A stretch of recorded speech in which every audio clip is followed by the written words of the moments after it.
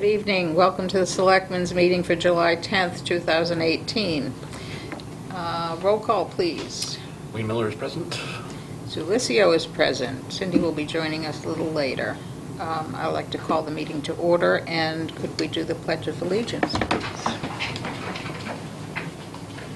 Pledge allegiance to the flag of the United States of America and to the republic for which it stands, one nation, under God, indivisible, with liberty and justice for all.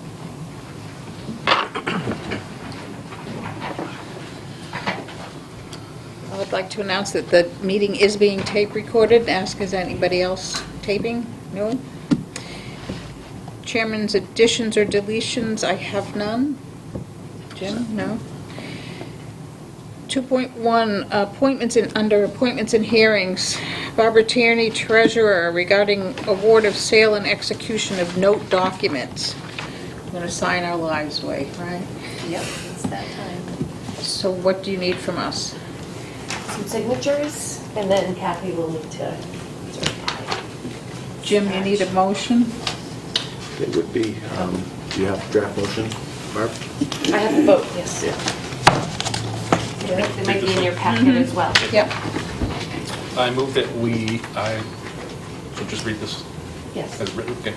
I move, I, the clerk of the Board of Selectmen of the Town of Townsend, Massachusetts, the town, certify that a meeting of the board held July 10th, 2018, of which meeting all members of the board were duly notified, and at which a quorum was present. The following vote was unanimously passed, which appears upon the official record of the board in my custody. Okay, so that's what you need to sign, but we do need to vote on it. Also, The vote is the bottom okay, I'm part, sorry. sorry. Read the bottom part. I move that we vote to approve the sale of $981,200 anticipation serial loan water mains dated July 19th, 2018, parentheses the note, to Century Bank and Trust at the price of $981,200 and is hereby approved and confirmed. The note shall be payable on May 1st, 2019 and shall bear an interest rate of 2.45%. Second. Been moved and seconded. All those in favor? Aye. Aye. And it just needs your signature according to Yep. that.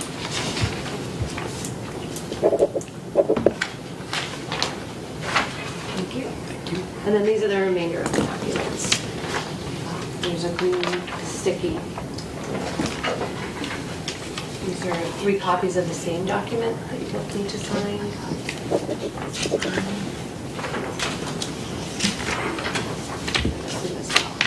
See, I will note.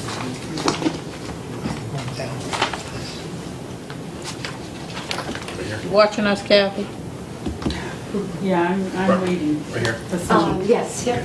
sleight of hand. And those are certifying that we're tax exempt.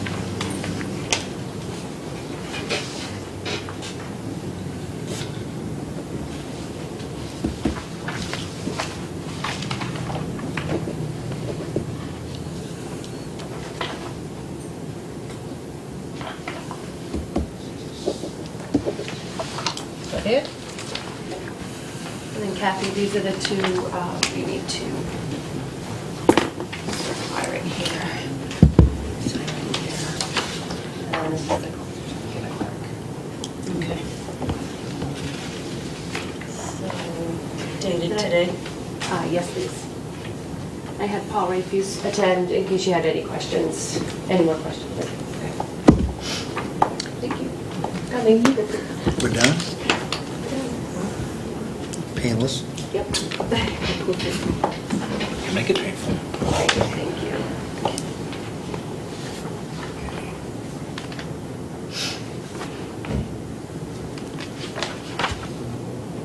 And you have that one on the back. Okay. And your seal. Does the seal go here too, or just there? Okay.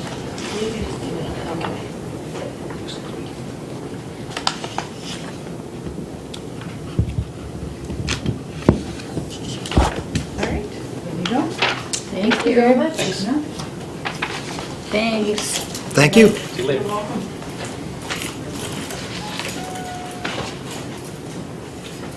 Number 3, appointments of officials, personnel. Votes may be taken. 3.1, appoint the following as special police officers to the Townsend Police Department for a one-year term effective July 1st, 2018 to June 30th, 2019. I move the board appoint the following as special police officers to the Townsend Police Department for a one-year term effective July 1st, 2018 to June 30th, 2019, on the names written on the agenda. I second that. All those in favor? Aye. Aye. 3.2, appoint the following as special police officers to the Townsend Police Department for a one-year term effective July 1st, 2018 to June 30th, 2019. I move the board appoint the following special police officers to the Townsend Police Department for a one-year term effective July 1st, 2018 to June 30th, 2019, as listed on the agenda. And I'll second that. Questions? All those in favor? Aye. Aye. 3.3, appoint Paul Clark as a truck driver / laborer to the Townsend Highway Department effective July 10th, 2018, contingent upon passing of a medical exam and query with a one-year probationary period. Wayne? I move the board appoint Paul Clark as a truck driver laborer to the Townsend Highway Department effective July 10th, 2018, contingent upon the passing of a medical exam and a query with a one-year probationary period. Second. Questions? All those in favor? Aye. Aye. Before you go to the next one, Yes. am I taking minutes or is Jim, since Carolyn? Jim's taking minutes. Okay. Thank you. 3.4, appoint Jane Jackson to the Council on Aging for a 3-year term effective July 1st, 2018 to June 30th, 2021. I move the board appoint Jane Jackson to the Council on Aging for a 3-year term effective July 1st, 2018 to June 30th, 2021. Second. Discussion. All those in favor? Aye. Aye. 3.5, appoint Joan Daigle to the Council on Aging for a 3-year term effective July 1st, 2018 to June 30th, 2021. I move the board appoint Joan Daigle to the Council on Aging for a 3-year term effective July 1st, 2018 to June 30th, 2021. Second. Any discussion? All those in favor? Aye. Aye. 3.6, appoint Cynthia Donovan to the 300th Anniversary Committee effective July 10th, 2018. Move the board appoint Cynthia Donovan to the 300th Anniversary Committee effective July 10th, 2018. Second. Discussion? All those in favor? Aye. Aye. 3.7, appoint Alice Struthers to the Girls' School Commemoration Committee effective July 10th, 2018. Move the board appoint Alice Struthers to the Girls' School Commemoration Committee effective July 10th, 2018. Second. All those in favor? Aye. Aye. I have a question, Jim. Yes. When we do these appointments, do they each get a letter? Yeah. Okay. Yep, they'll each get a letter letting them know the board's Okay. action. All right. 3.8, appoint Natalie Call to the American Flag Committee effective July 10th, 2018. I'm going to ask to hold off on this one until after, at least until after we have our next discussion. Do we just table it, or? Yeah, just work right by it for now. You don't even have to take any Okay. action. And Okay. then come back to it if you choose. Okay. 4.1, discussion regarding the American Flag Committee. 4.1.1, appoint a board liaison to the American Flag Committee. The new chairman of the American Flag Committee, Todd Arsenault, had come to me and asked about some questions about the American Flag Committee, and I went and looked it up on our list, and somehow we didn't have them listed on our liaison list. Okay, so the board appoints herself as the liaison for American Flag, because we missed that one, okay? Do we need a vote on that? It would be great, because you usually do. I move to appoint Sue Lizio as the board liaison to the American Flag Committee. Second. All those in favor? Aye. Aye. And 412, as a result of that discussion, well, let's put it this way. I was asked a lot of questions and couldn't really answer them. Okay. Okay? You know, like, when did it start? How many members are there supposed to be? How do we do this? How do we do that? Well, the hows I could probably help with, but I realized I don't really know anything about it. So I asked Jim if we could get some information, and I'd like to share that with you if I can have a second to find it. Just had your hand on it. You just had your hand on it. Here it is. That's the list of liaisons.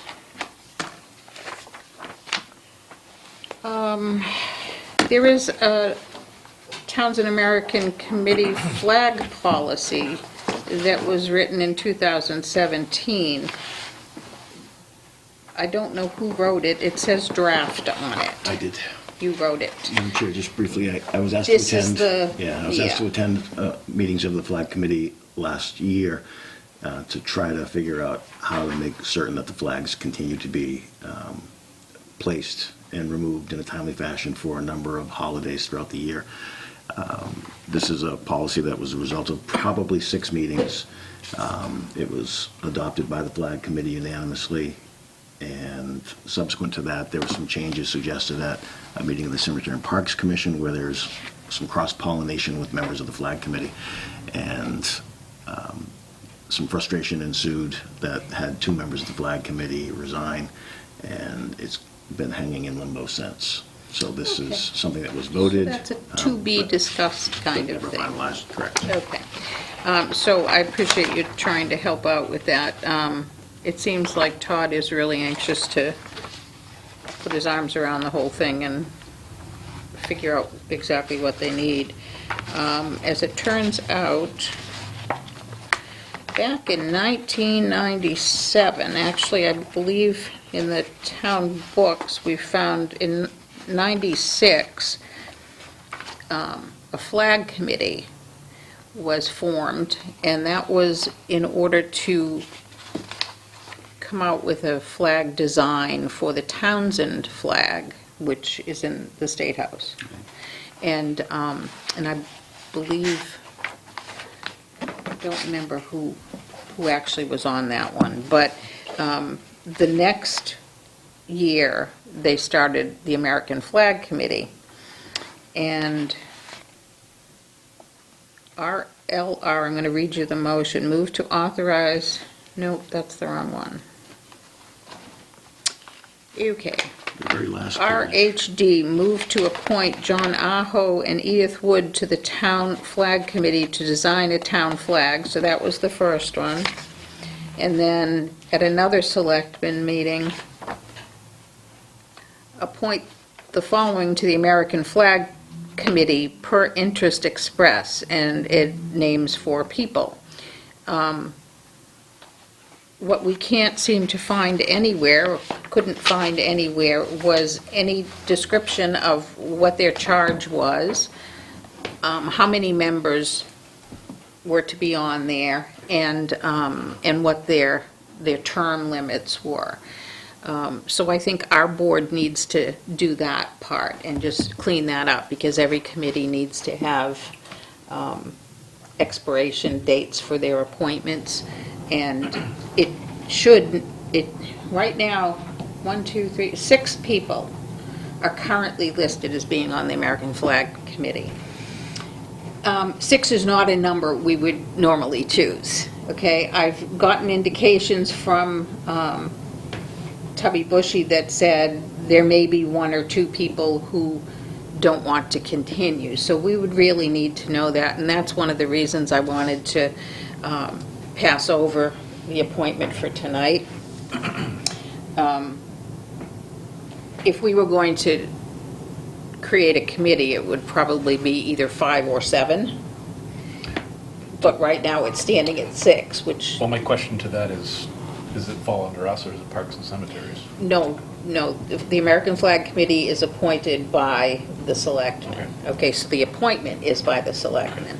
But that brings up, so we have, one thing that we need to do is the number of members, the terms for those members, and when they expire. There is no mission statement, so what is their charge? And another one that I think needs to belong in that mission statement are the specific holidays, to be charged with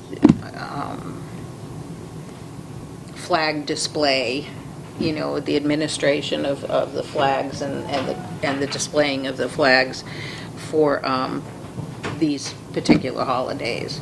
How many holidays do we celebrate in our calendar? 4, I think it's Do you remember? I think it was listed in here. Yeah, on page 1, it's listed as for the Flag Committee, Memorial Day, Independence Day, Labor Day, September 11th, and Veterans Day. Okay, so we could leave that the same.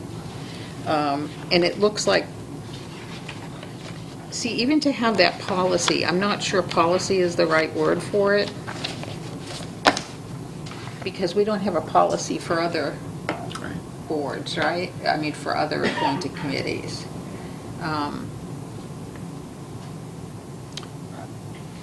Shouldn't the committee come up with that? They did vote this. They did. They voted unanimously to adopt this as their policy. Okay.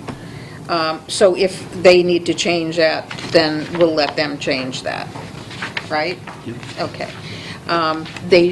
My understanding is they do not, nor was it ever set up to be part of Parks and Cemetery.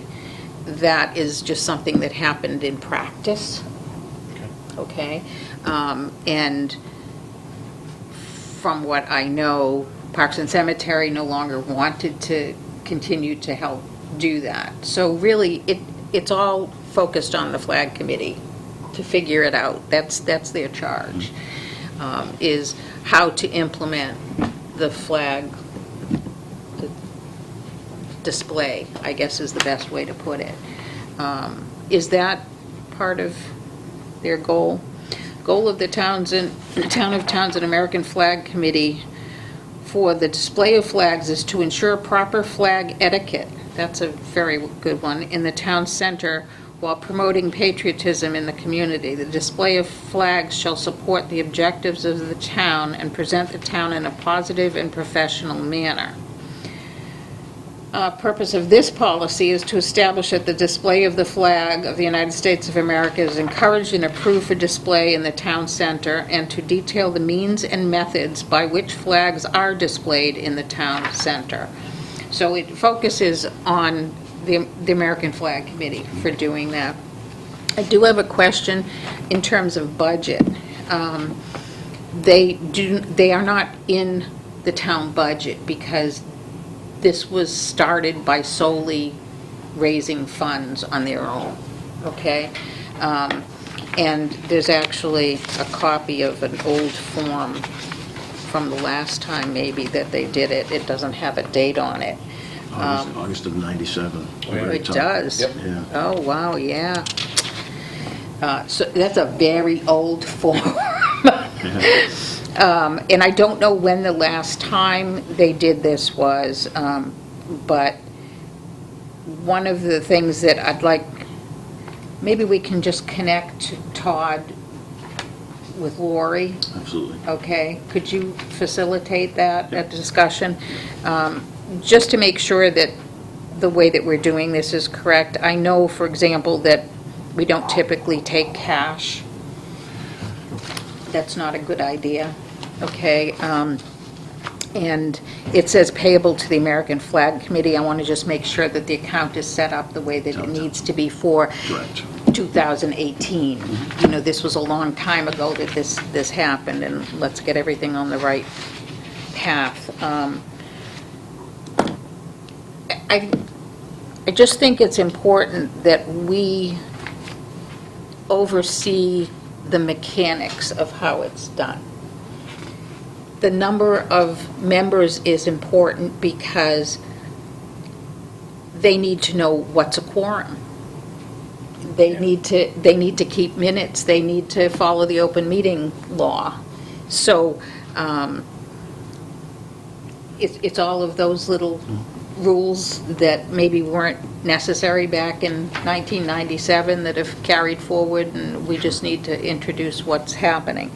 And the only concern from me, and I think, you can pipe in any time, is whatever solution they come up with needs to be within OSHA's regulations, within the state's regulations, in terms of DOT on 119. It needs to be, and I think OSHA's just changed some of their safety regs too. That just came through. Well, one comment I have, since I know Groton and Pepperell do it, I've heard from several people that they contract. And that's fine, as long as they're insured. Right. Okay? Do it properly. So from the selectmen's perspective, we need to be careful for the town's liability. And that's the only involvement that we really have in it. So whomever they choose needs to be insured and needs to follow the OSHA rules and the DOT rules and any other, and any insurance, necessary insurance and bonding. And I think the DOT actually requires a state police officer detail Okay. if they do anything on 119. Let the committee find that out. So as long as they're up on all of those regs and follow those regs, then go to town, Last year, I had Mark Mercurio reach out to the electrician that the town had on contract to install them with his bucket truck, so it was insured, it was privately done, but they were insured, and they did the up and down. I think it was, memory serves, it was $600 to have that done, so if there are 5 holidays carved out by the committee in their policy, rough number $3,000 to have them up and down, another $1,000, which would be more than enough, I've been told, to do replacement and refurbishment. So for a town budget of $4,000, which in a $20 million budget should be something that's doable. I don't have any You could actually problem bring with it that. into a more formal part of the town's operating structure, because you're right, for the past 20 years, it's kind of been a quasi-town, checks made to the flag committee. I mean, the folder we got from Tubby with the records had Xerox copies of $10s and $20 bills that had been taken as payment for flags in the fundraising. So, I mean, it was done differently then than it needs to be now. But I think the idea of bringing them into the budget would be great. Okay. And I think that's a great idea. Yeah, and my suggestion would be to reach out to find out who Pepperell uses, and if we can. I heard through the grapevine that there's a business, a contractor who has a business in Pepperell who donates his time and truck and all of that. He does it for them, puts them up and takes them down. And I think he hires a detail if he needs to as well. And he just uses it as a donation for his tax purposes. So if there's anybody out there who is willing to go through the insurance and all of that, that'd be a welcome donation as well. But I think it's a good idea to add it as a budget. I mean, Finance Committee has a budget, even though it's little tiny. I think it's a good idea. Excellent. Okay. So Do we need please- to vote I was on, going to say, I could just, if the consensus is between now and the next meeting, I can draft up the mission statement based on what they've already voted as their policy. Term, do you have a sense on standard 3-year rotating? yeah. Which everybody else has. And number of members? Do you have a sense? I mean, if My there are- sense is 5, but they Well, already have 6, I don't want but, to kick anybody off. no, but I think that'll give them time to see, do they really want Continue. to continue or not, and determine it at that point. So it'll either be 5 or 7, but, You can set it to 5 and attrit down to 5 if the current 6 want to continue to serve until, the rotation comes up next. okay? That's fine. Then nobody gets kicked off. Right. Does that work for you? Yeah. Any Okay. other questions? No, I just don't want to lose volunteers if it's happening. But, anyway, that's the story for that. And hopefully now everybody's been brought up to speed on all about flag committee. So as far as 3.8 goes, we're going to table that for this time until we hear back from the flag committee in terms of, are you going to have a full contingency or not? Right. Okay? So will you take care of that communication with I will. Mr. Arsenault?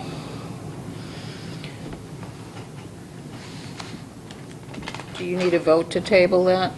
No, I think just having passed over it's sufficient. All right. So we're down to 4.2, review and award the FY19 material bids as recommended by James Smith, Highway Superintendent.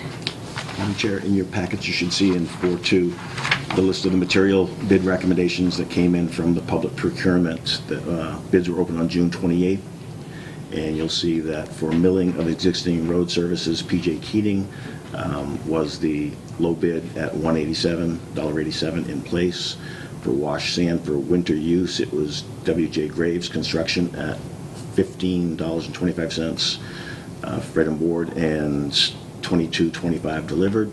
And for reclamation, Allstate Asphalt Incorporated at $2.17 in place, and for bituminous asphalt, PJ Keating at $64.50 a ton in place. The chart is attached on the back that shows all of the bid numbers as they came in. So if it would please the board, a vote to award the contracts for the year for milling of existing road surface to PJ Keating, wash sand for winter use to W.J. Graves, reclamation to Allstate Asphalt, and bituminous asphalt to PJ Keating, per their submitted bids. Wayne? So I move that the board approve the material bids for milling of existing road surfaces to PJ Keating and Company, wash sand for winter use from W.J. Graves Construction, reclamation to Allstate Asphalt, and bituminous asphalt to PJ Keating Company And that's for FY19. for FY19. Second. Can I ask a question first? Yes, you may. I thought we were done with sand, or is there a limited use? There is a limited use for it, and just to have it on, to have the ability to purchase it if we need to in the case of an emergency. Okay. Some years salt goes scarce, and if we ever get in a pinch with storms coming, low volume of salt being unavailable, just to have the ability to have sand on. Okay. So these are just the people, it's designating the people who We can purchase we from can if we need purchase to. it If you need, from. okay, I understand. Set? Yeah, that's fine. So it's been moved and seconded. All those in favor? Aye. Aye. 4.3, accept a grant from the Community Foundation of North Central Massachusetts in the amount of $8,128 for the purpose of funding educational opportunities for the senior center staff. I move that we accept a grant from the Community Foundation of North Central Massachusetts in the amount of $8,128 for the purpose of funding educational opportunities for the senior center staff. And I'll second that. Jim? Yep, you'll see on the back of the 2 pages that you've received, it lists that the training specifically would be for the kitchen manager, senior nutrition specialist certification from the American Fitness Professionals and Associates. The program coordinator would receive training in Grand Family Leader Certificate from the University of Maine. The outreach coordinator, various courses through Mount Wachusett Community College. And the executive director, chronic disease self-management program through Stanford University. Nice. Questions? No, that's great. All those in favor? Aye. Aye. 4.4, review and approve request from the police chief to be paid for 10 unused vacation days for FY18 in accordance with his personal services contract. I move the board approve the request from the chief of police to be paid for 10 unused vacation days for fiscal year 18 in accordance with his personal services contract. Second. Question? Is that what his contract says? I haven't seen it. It does. Yeah. No, we just made it up for you. Yes, it does. Okay. You couldn't take those vacation days, huh? You tried. Yeah. I hate to have people not take vacation. It's so important. R&R, you know? But we will take care of this, so. All those in favor? Aye. Aye. 4.5, review approve non-exercise of option for an affordable housing unit on Coppersmith Way. Madam Chair, when the development was done, it was done as a 40B development, and a certain number of the units were designated as affordable units. Part of the deed restriction is that if they're ever to be sold, they have to first be attempted to be sold at the then affordable rate pursuant to the federal regulations.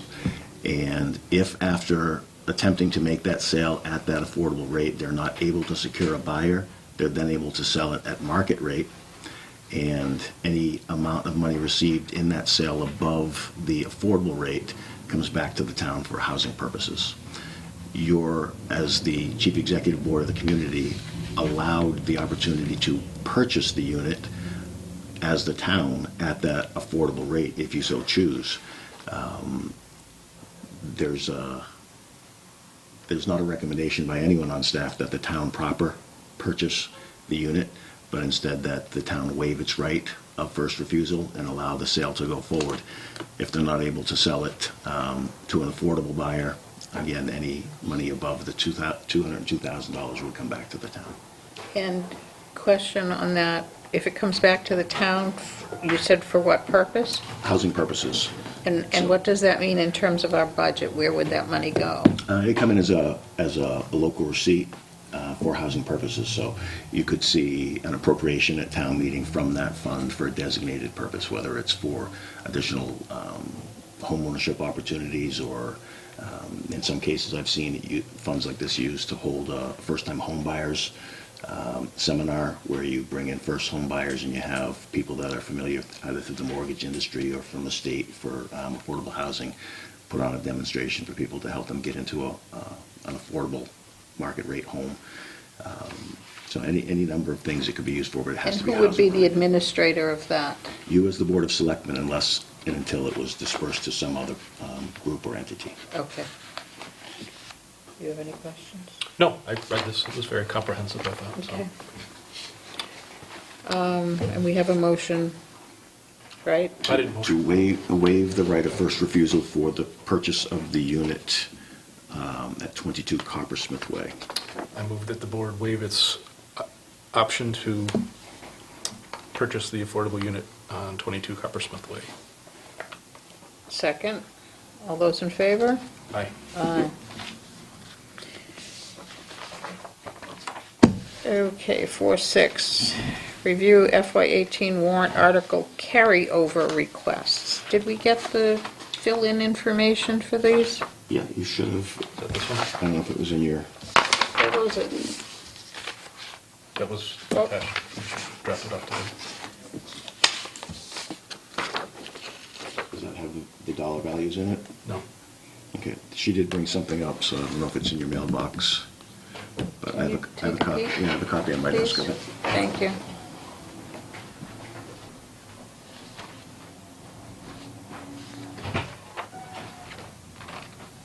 No, this is just the water one, I guess. Oh, yeah.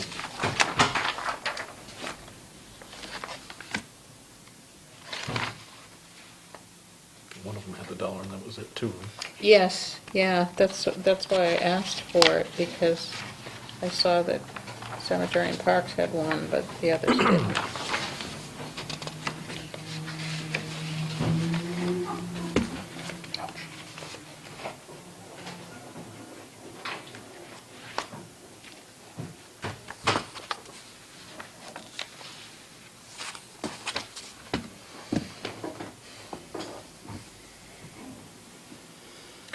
Sorry about that, folks.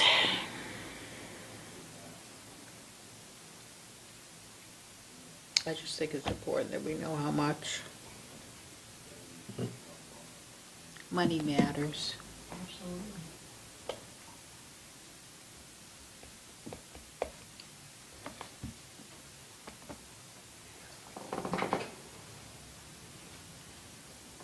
Sugar high's going.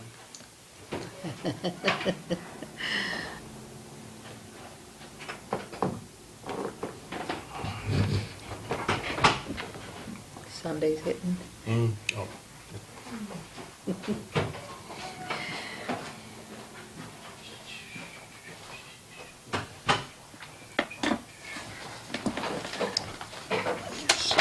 Check with you quickly.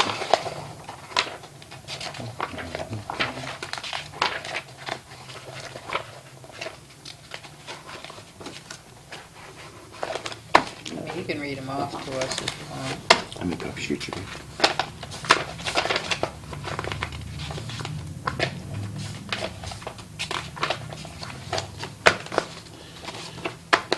There's one.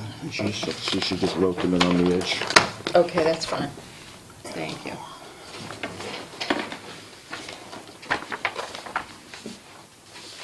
So this is from the town accountant and from department heads who either request to carry over articles from previous years or release them to free cash. Of course, the carryover ones are bigger. Generally is. Okay, Chief Boynton is keeping the West Townsend Fire Station project. Well, that's good, since it needs to finish. The Kingfisher Radio Box project, yeah, I remember that one, and the pumper tanker. That's a budget item, though, I think. Oh, special article. Is it Yeah, a special article? It was a special capital article. Okay. And returning back, AED replacement, advanced life support replacement from 2018, radio infrastructure replacement from 2018, IV pumps from 2017. It looks like a total of around $8,000.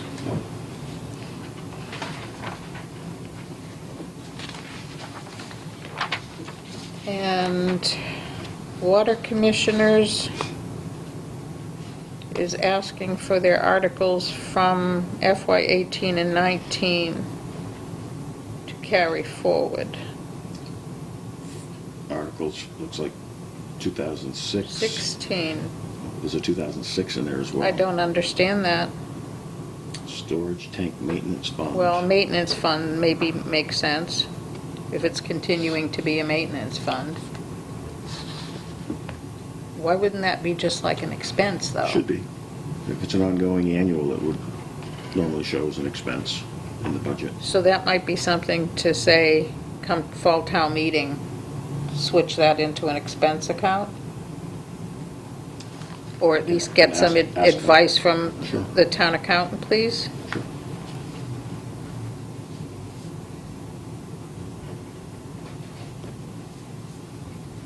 Same thing with Main Street cleaning.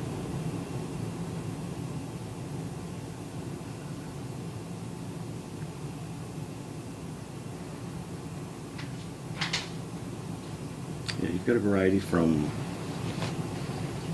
14, 16, 18, then the one outlier from back in '06. I don't understand, because in the sentence it says from FY 18 to 19. Oh, he's just saying carry it over into 19. Correct. I see what he's saying there. Do you have any questions, Wayne? No, it's my first go-around with this stuff, so. Yeah, mine too.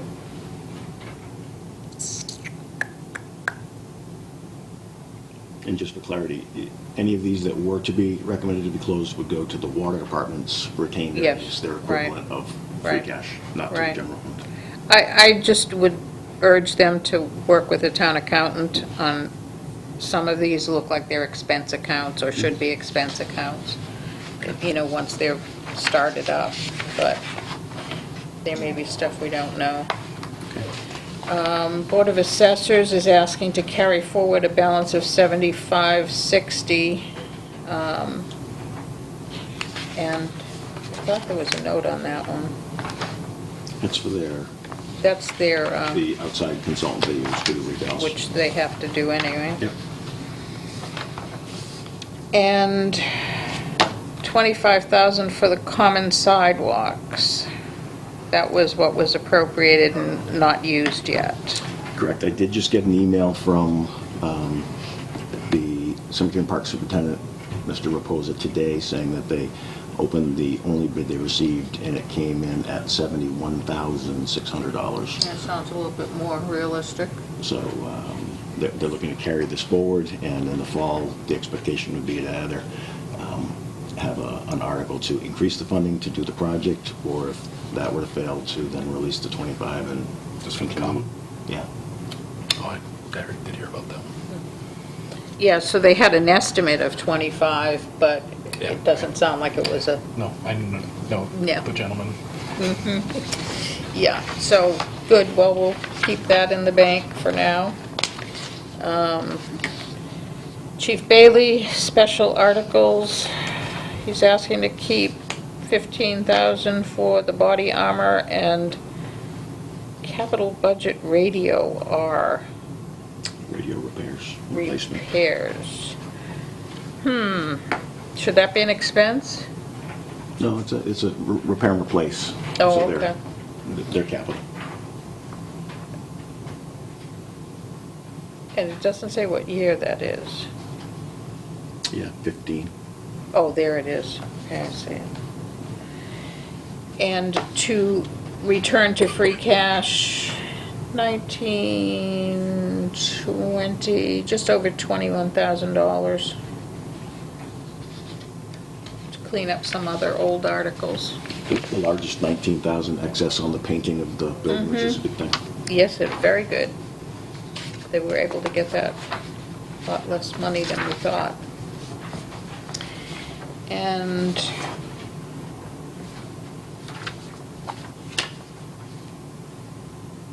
oh, this is from Jim. The 119 sidewalk account that's put aside for the rail trail. I'm told that that's pretty much a go for the fall, for late in the fall. That's the plan, yeah. Yeah, that's exciting. So maybe by the spring, this could get used too. Contract settlements account. That was the one that we set up a couple years ago, Correct, and we still and we have, still have it. yeah, there's a matter we're taking up in executive session later this evening that a portion of this has been being held in escrow for that settlement. Okay, okay. PEG access account. Can you explain that one? Yes, this one is the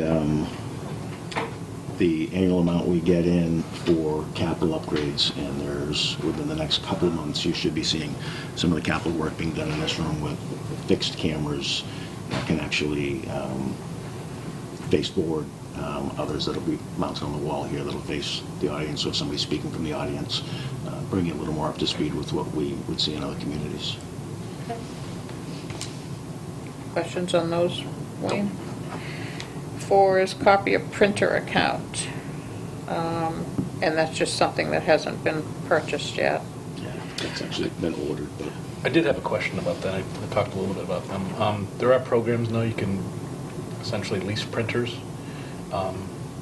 instead of buying one when one breaks, because they're basically meant to break now every 2 years, like mine does at home. But I would urge that they look at this Okay. as a program for the printer, or the copiers too, because for the cost of one printer, or one replacement printer, you essentially get a year-long contract, so if anything breaks or you have to replace it, I used it at one of my last jobs and it paid for itself I'll talk to for Sean 6 about months. that. I think you find a lot of the larger companies, that's what they're doing. No one buys printers and copiers. They don't buy them anymore because they change so quickly too. Right. You know, so you get a new one, and, I mean, you're paying for the maintenance, but that might be worth doing. And release the following. So the releases come out to $470, quite a bit of money. Generator account, $944. Audio visual account, $2,800. Abatement study, $3,000. There is nothing in that one, it says. And demolition account for 5 Aquarius Lane had an excess of 14.6. Correct. Nice. So that's a nice little chunk of change going back into free cash. And Chief Bailey, thought we did, no, it was the other. That was the repeats. That- This is the other part. So that's it. Did you keep track of how much the whole thing was? I didn't, but that sounds good. And I think it's nice that those accounts get cleaned up, because those were confusing to look at in the budget. You know, it's like, wait a minute, what are these for? Because you lose track, because they got done a couple years ago. Do you have any other questions on it, Wayne? No, do we need to move this or? I don't think we need to do anything on it, it's all the accountants. I had just asked for that, just as a cleanup, and how much was going to free cash. 4.7, review and approve an application to cross-alter and/or construct within a town way regarding South Row Road. Move the board approve the application to cross-alter and/or construct within a town way, RE South Row Road. Second. Is that It's the all you Unitil need? one. Okay. Question? That's just the Unitil one we have? Yeah. Okay. Mhm. Where are they doing this? Is it all along South Row? I couldn't tell looking at the map. It's, Is it like going down toward Proctor? there was a reference in here. The only one I recognized was something near Proctor, but everything else looked the same.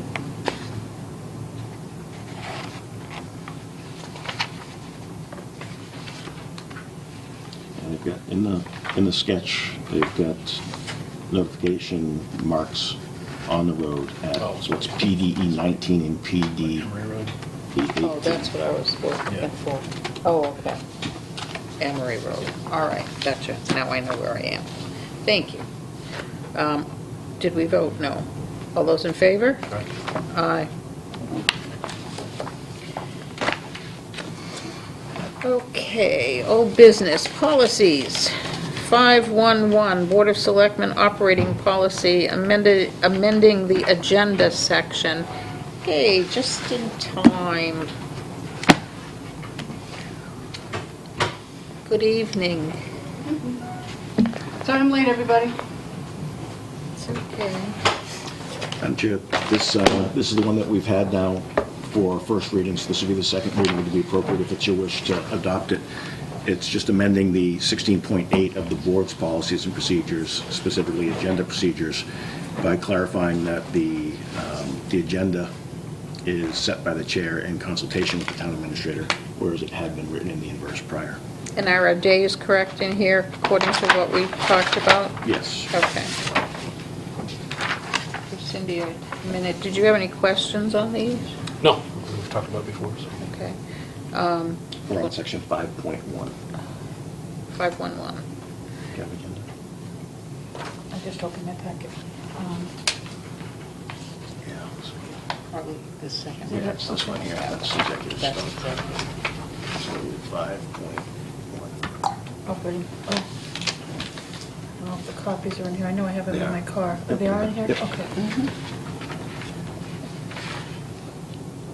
Do you want me to give you a minute to find them? Well, what do you, are we still on? Looking at 5.11. 511. We're just at 5.11, okay. Yeah, you just The need to easy find one. that piece. Okay, yeah. The other ones I'm not too sure about, but this one.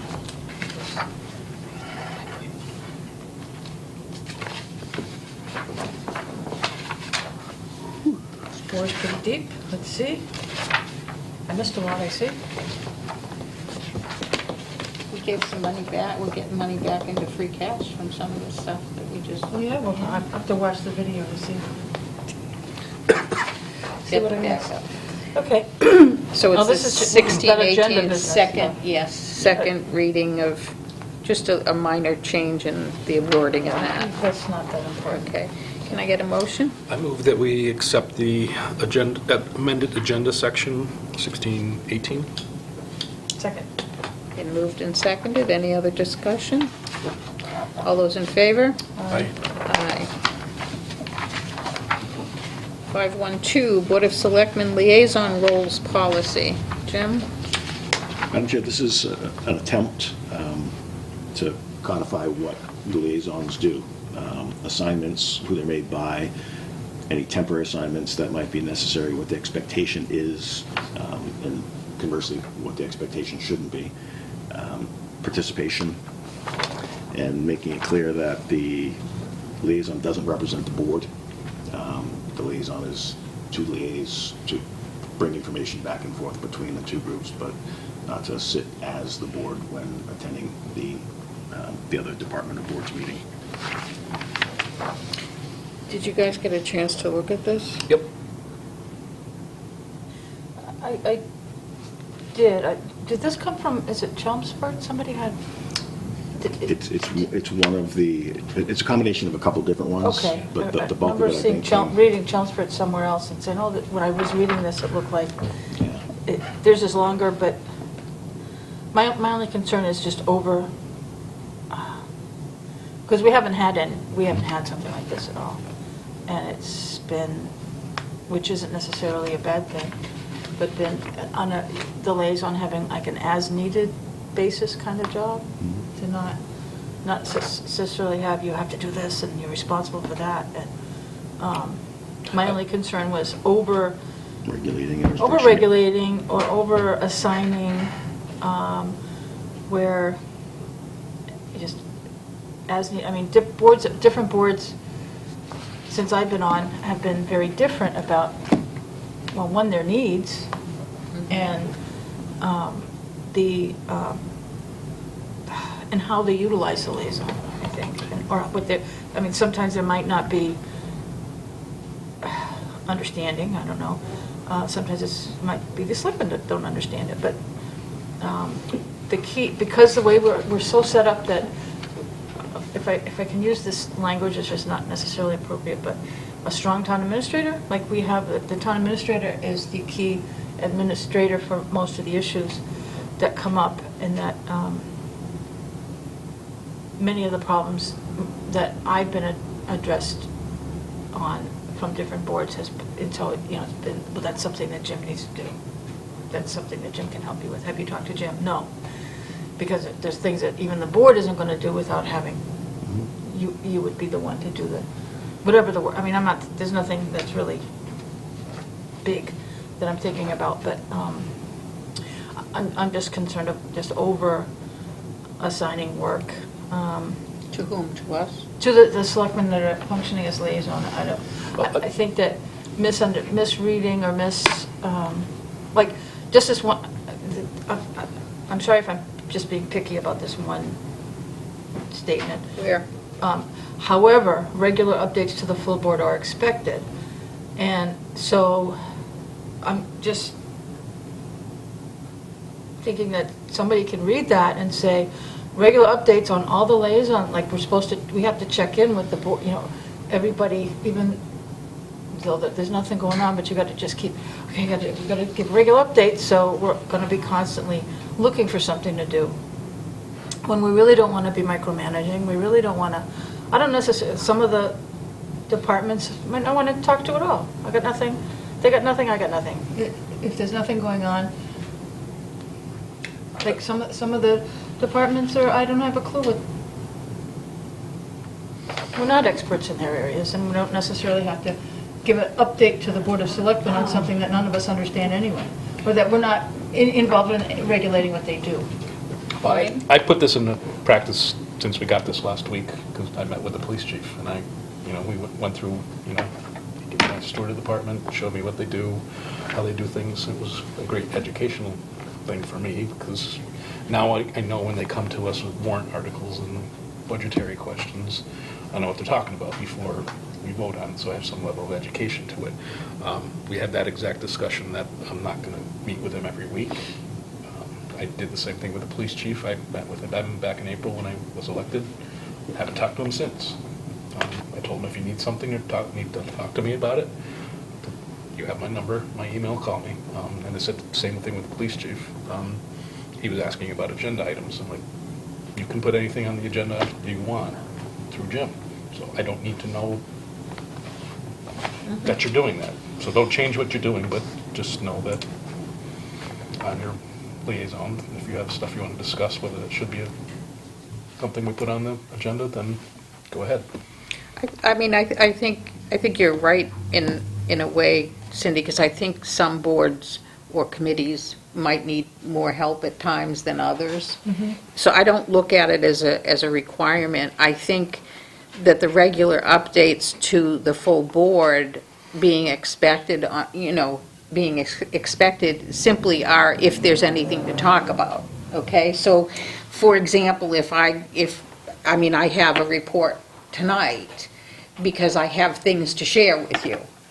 And it's like, okay, for a particular, say I am liaison with the library, and if they're doing something special that I think that you guys should know about and hear about, I want to share that. Okay, so it could be as simple as, depending on what your relationship is with that particular board or committee, it could be something as simple as, they send you their department report every month. And if you see something there that sparks your interest, you give them a call and say, can you tell me a little bit more about this? Because maybe I'll bring it up to the board.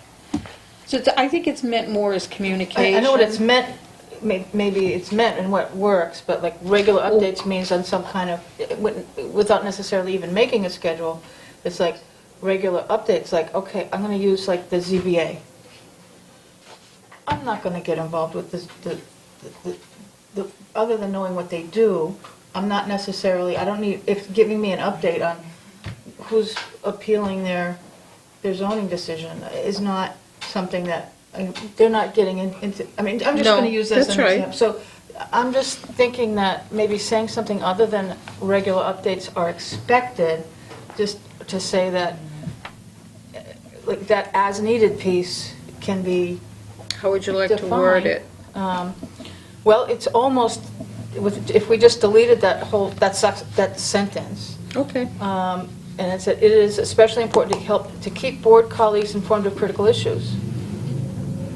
Either just deleting that sentence, that my however sentence, or even rewording, it's especially important to keep colleagues informed. Liaison should be not only departments, but the communication between the liaison and the departments on critical issues. I'm not sure. Something. On how about to keep the board colleagues informed of critical or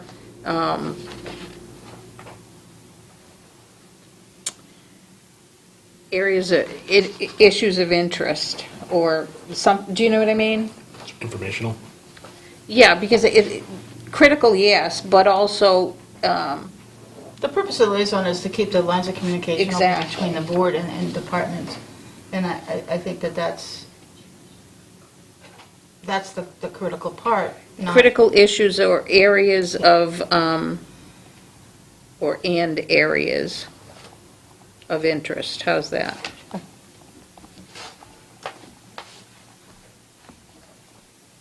Does that make sense?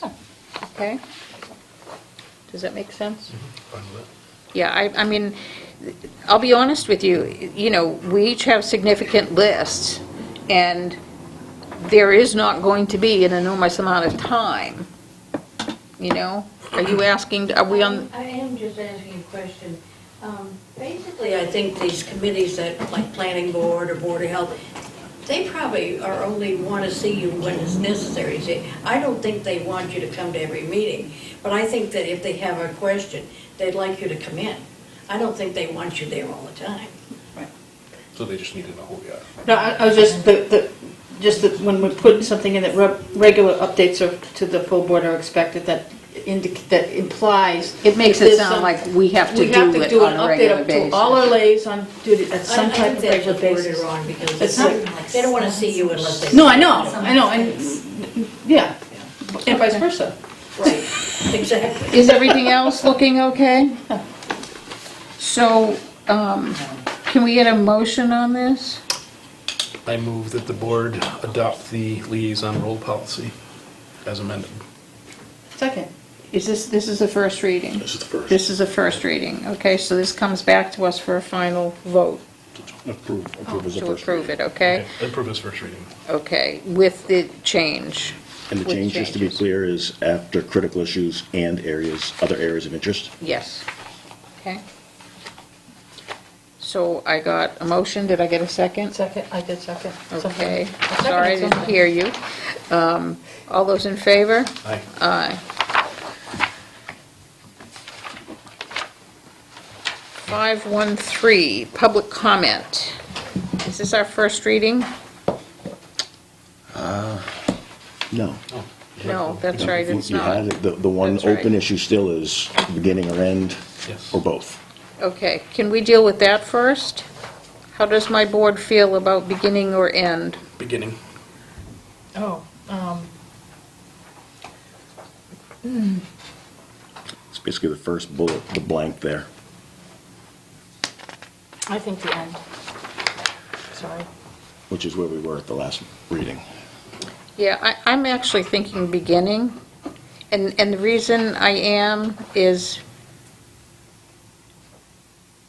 I mean, if folks are gonna come in and they're gonna see the agenda, they may wanna just make a comment on the agenda. Also, some of our meetings go kind of long, and if they just have one thing to say, it might not have anything to do with the agenda, but they've gotta hang around the whole time. That's my thinking of Yeah. that's why I wanted the beginning. So my concern is if somebody has something, a concern that comes up during the meeting, they have to wait for 2 weeks before they can ask a question. Yeah? But other committees do the beginning. I know the school committee does the beginning. But, They also take questions. but, see, there's the rub, okay? This is not going to be, and I think this is important for us to read. Would you mind doing that, Nothing? please? As your representatives in your government, we value input from residents and hearing your questions, comments, or concerns while offering public input. I got cut off there. What is that, It is, important? it is Oh, there's a important that Post-it note on the, there. It is important that the Board of Selectmen is also allowed enough time to conduct its other business. The following guidelines have been established to make the best use of time as Board of Selectmen meetings. While welcomed, it should be understood that public comment is not a discussion, debate, or dialogue between or among citizens and the Board of Selectmen. Rather, it is intended to offer citizens an opportunity to express their opinion on issues of town business. The following process will govern public comment period at Board of Selectmen meetings. The Board of Selectmen will have a 15-minute public comment period at each meeting, which shall generally be scheduled at the blank of the meeting, according to the following guidelines. MGL C30A, paragraph 20 states that no person shall address a meeting of a public body without permission of the chair, and all persons shall, at the request of the chair, be silent. No person shall disrupt the proceedings of a meeting of a public body. If, after clear warning from the chair, a person continues to disrupt the proceedings, the chair may order that person to withdraw from the meeting. And if the person does not withdraw, the chair may authorize a constable or other officer to remove the person from the meeting. The Board of Selectmen Chair, as presiding officer, will recognize and invite these speakers to address the board, and those speakers shall follow the procedure specified below. Any person recognized to speak must identify him or herself by name, address, prior to addressing the board. There will be a time limit of 3 minutes per person, which will be enforced by the chair of the meeting. If the number of people wishing to speak exceeds 5, the chair may, at his or her discretion, limit individual comments. The amount of time allocated for the session shall be a maximum of 15 minutes. Topics presented must be relevant to the business of the Board of Selectmen as a whole. Items addressed to individual members will not be allowed. Discussion of individual personnel issues will be strictly prohibited. Negative remarks or disparaging comments, Negative remarks or disparaging comments directed towards public officials or employees will not be allowed. Any such behavior will immediately terminate the discussion. Votes by the board will not be taken during public comment. Responses to concerns will be made at the chair's discretion. If the board would like to further discuss the petitioner's issue, a future agenda item may be scheduled. Should the chair believe that an issue falls outside the purview of the Board of Selectmen, he may request the citizens direct to appropriate person or body so that matter can be given proper consideration. The chair of the meeting may terminate any individual's privilege of address for inappropriate conduct or statements. Excuse me, I had to change my tape at the end of what you were saying. I apologize. So we have to read it again. Start from the beginning? We got most of it except the... I knew that when I heard that tape go, that's what's going to happen. My apologies, this is... Wait, when...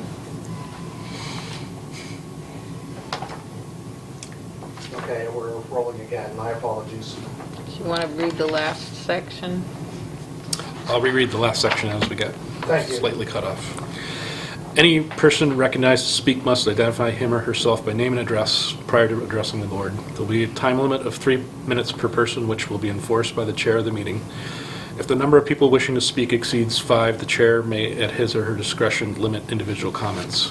The amount of time allocated for the session will be a maximum of 15 minutes. Topics presented must be relevant to the business of the Board of Selectmen as a whole. Items addressed to individual members will not be allowed. Discussion of individual personnel issues will be strictly prohibited. Negative remarks or disparaging comments directed towards public officials or employees will not be allowed, and any such behavior will immediately terminate the discussion. Votes by the board will not be taken during public comment. Responses to concerns will be made at the chair's discretion. If the board would like to further discuss the petitioner's issue, a future agenda item may be scheduled. Should the chair believe that an issue falls outside the purview of the board, he may request citizens directed to the appropriate persons or bodies so the matter is given proper consideration. The chair of the meeting may terminate any individual's privilege of address for inappropriate conduct or statements. So I guess what I want to make really clear is to allow public comments means just that, to allow public comment. It does not mean that as we are deliberating and discussing an issue, that the public is part of that conversation. That is not the intent of it at all. It is a time depending on what we decide, beginning or end of the meeting, when if there's something in particular on the agenda or not on the agenda, just in general, that you want to come and talk about, that we would welcome those comments. But it is not a discussion with the board. And the reason for that, when you think about it is this board's charge to deliberate in open session about the business that's at hand. And if we had an open discussion with the folks in the audience, and there were 20 folks in the audience, we'd never get anything done. Add to that the responsibility is ours. Also, open meeting law issues. If an item is raised from the floor during public comment that's not posted and duly noticed in an That's agenda, you run the risk of that as And well. we will not vote or discuss those comments, other than to say, we're going to forward that to, or, will the town administrator please look into it? Or, you know what, that's really an issue for so-and-so. I suggest you talk to them, okay? Or that's the board that does that. So we may give some kind of direction like that. I'm going to allow you to ask a question because I can see you're very anxious to do that on this subject. I'm just raising my hand. Yes, John Everett Page, 8 Smith Street, Townsend, Massachusetts, 01469. As a fairly newly elected member of a larger board, and having attended a number of meetings of that board, there is a section in the beginning of the meeting that is allowed for public comment. However, it's been my experience that if there are questions or comments that have come up on a particular issue, that the chair of that particular committee has always allowed them to comment on it. I just ask you to give that some consideration. Allowed whom to comment? A member of the audience, if there's a question or a comment on an issue that was brought up. And I think that that may happen from time to time. Like I recognize Jerry because Jerry's on the FinCom and we were talking about finance stuff too. But that's going to be at the chair's discretion. And that's part of the law. So if your chair says to do that, you know, that's fine. There will be times that I will allow it. There will be times that I won't, because what's really important to our decisions is that we discuss them. Okay? That's true, but it is also, you're representing the citizens of Townsend. And so I think they should have some input into that besides just at the ballot box once a year. Okay, well, Which maybe that will take care of it. you may have your say at the public comments section. I will not be in a conversation and a deliberation with Suppose any... It's just a clarification on what you're talking about. If, and this is a supposed, okay? I'll entertain this question of yours. If the three of us understand what's going on and what we're saying and aren't asking for clarification, that's the most important thing, okay? You're free to contact us at another time. I didn't understand what went on. Can you explain the background? You're free to ask us about that afterward. But, You don't respond to emails. excuse me, I've sent 2, I know someone else has, and has gotten no response from you. and this is exactly why the past board has not allowed public comment. Because we will not get into a discussion with the audience, okay? That was directed directly to me, was it Well, not? it said for us to contact you, but if you don't respond, we can't, it does no good. I'm not being adversarial.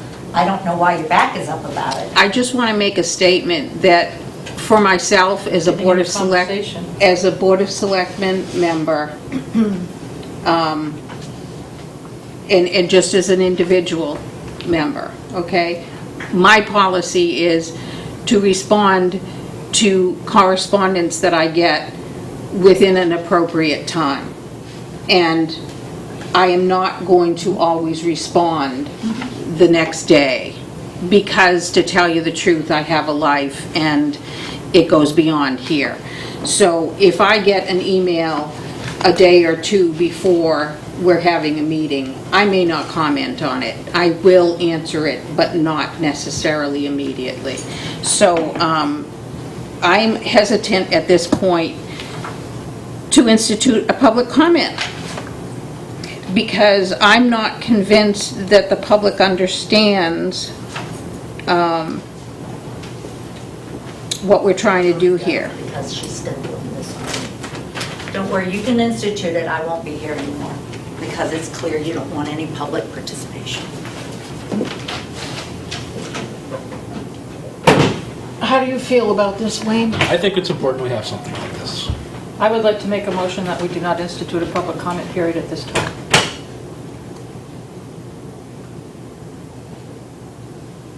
I can't second that because I think it's important that we have some guidelines and some structure to it. Other boards do it, and I feel pretty strongly that we're not doing enough to... Well, I agree with you, Wayne, and I would like to fill in that blank with the word beginning and make that part of the motion. And the only other thing that I'll say is we will adhere to it, and if we need to change that policy at some point going forward, or withdraw the policy at some point going forward because it's not working, we'll do that. That was exactly the next thing I was going to say, so. Okay? Okay, if I can, I just want to add one thing, and I don't want anybody, either the public or the chair, to take total offense to this, but I think that that dialogue, that conversation, the back and forth demonstrates to me that neither the public nor the board is ready to be able to manage a public comment period, especially by just the question Well, we're and gonna answer try. for it. Well, We'll try, but okay? but I'm going to vote, well, somebody make a motion to do this, and I'll say no. I move we adopt the public comment policy as stated with the amended piece to have the meeting, have it scheduled at the beginning of the meeting. And I too will not second this motion. How's that? I'll second the motion. Madam Chair, Yes. just a brief comment on it. If the board's intention is to see how this goes, oftentimes it's difficult once a policy is in place to consider revocation. And in those types of cases, when it's a sensitive policy, I've seen boards vote to put a sunset provision, which forces the board's hand by a date certain to revisit it and say, we want to take the sunset provision out and make it real for good, or we've determined after X period of time that it hasn't worked and we don't want to have it. So I would just offer that as experience that I've had with So for policies. example, This policy will be revisited at, pick a- Months. 6 months, a year, something. To see First how meeting in it's working. September, to see if we can make it to Labor And, Day. unless there's an affirmative vote to continue, it sunsets, it goes away. So then there's no requirement that you vote it to go away, unless you affirmatively say, yes, it works, we want to keep it. but if I were to do the half-empty view, all right? Let's say we said the 1st of September, okay?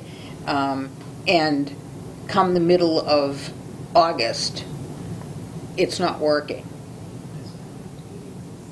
We're not bound to do it to the 1st of September.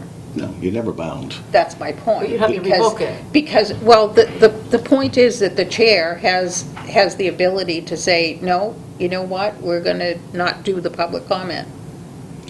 The only difficulty that you could run into is if you've got it structured as a policy and then you choose either collectively or you as the chair individually to exercise your right that you otherwise would have without the policy, to recognize or not, somebody could make the claim that you're censoring speech based on First Amendment. what you believe may be coming.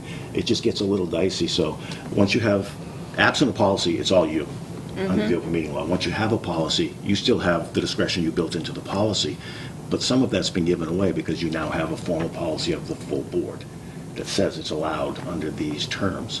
All I was suggesting is, and I've seen it as a year, after a year's run, if you don't like how it's been going, it times out, it goes away by its very own weight. If you do like it, you just vote at that point in time to take away the sunset and make it a permanent part of your policies going forward. If between now and that year you don't like it, you always have the right to amend any policy that you've got. But in terms of the chair saying on one meeting versus another whether it's going to be allowed or not, I just think that's dangerous. So it doesn't necessarily bind the next board No. either. No policy ever does. Yeah. Cindy? I have one other thing on that, a little bit more. Let's take our time and be careful here, because I do have concerns, especially from the dialogue that just occurred, of both the public ability to maintain, although it didn't get out of control, but also your ability to manage and to shut it down or have the authority over the public. I appreciate that feedback.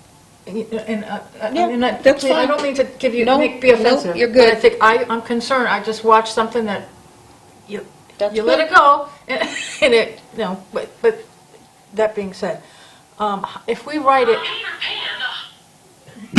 Peter Pan isn't going to help us. But Something went wrong with my phone, I apologize. Comic relief.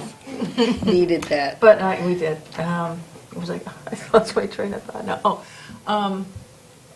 could we have something like a temporary policy that the chairman has the authority to have a public comment period at a meeting, but it's not required, like it's not always going to be on the agenda for even a year, but You still could run into an issue. Imagine that Yeah, discretion exists, because and when it's kind of something- quiet in the middle of summer, and there's, we see the Cub Scout out there, you say, sure, we're gonna have public comment because they're gonna talk about the boot draft.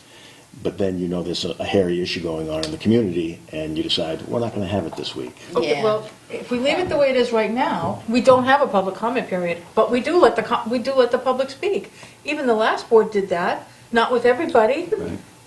but it was not 100%. We did allow some people to speak and ask questions, and we did let a lot of time go with the hands raised and didn't accept that in order to keep control of the meeting. And allowing people periodically to speak, even as was asked, and ask questions during the meeting. I think, maybe just loosening up, allowing some of that at the chair's discretion, the way it's already done. I think we still need is with I'll bring up the chaos that's happened over the last year or two. I think both from a leadership perspective and a community perspective, we need more time before we institute this policy. I think we need more time to keep calming down and get moving with the issues that are at hand in the town, and allow, with the chair's discretion, allow some speaking in the meeting, but at the chair's discretion. That if there's a question that you want to if somebody's got their hand raised, you want to take it, you can. If you don't, you don't.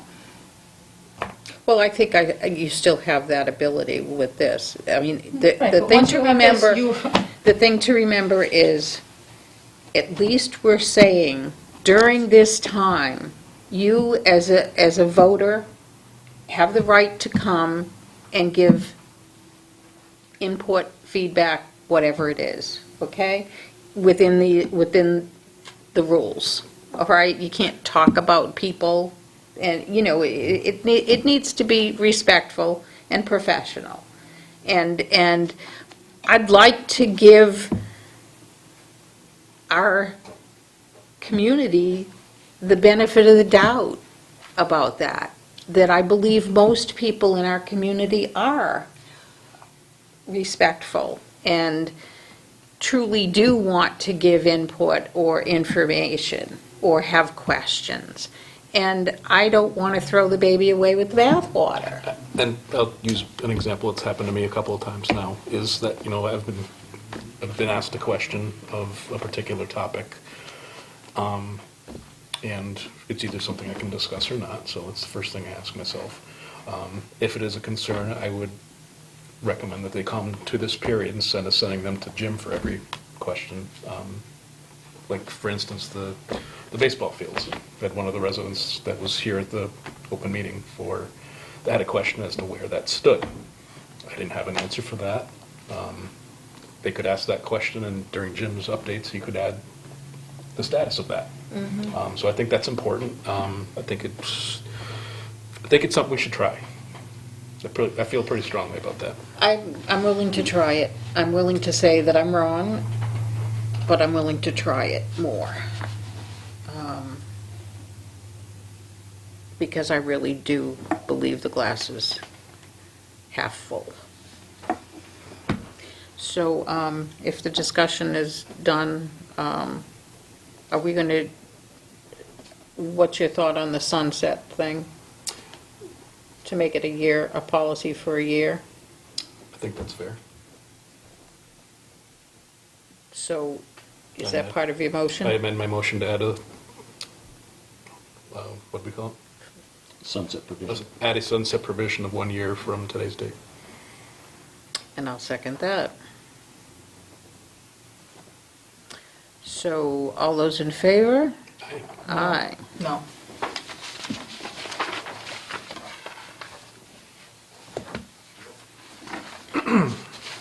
Legal counsel policy.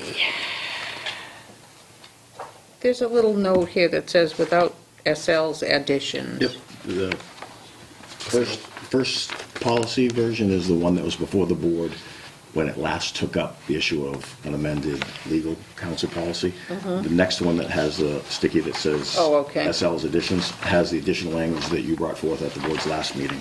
Which I didn't even catch that, but thank you for doing that. Can you give me a minute, please?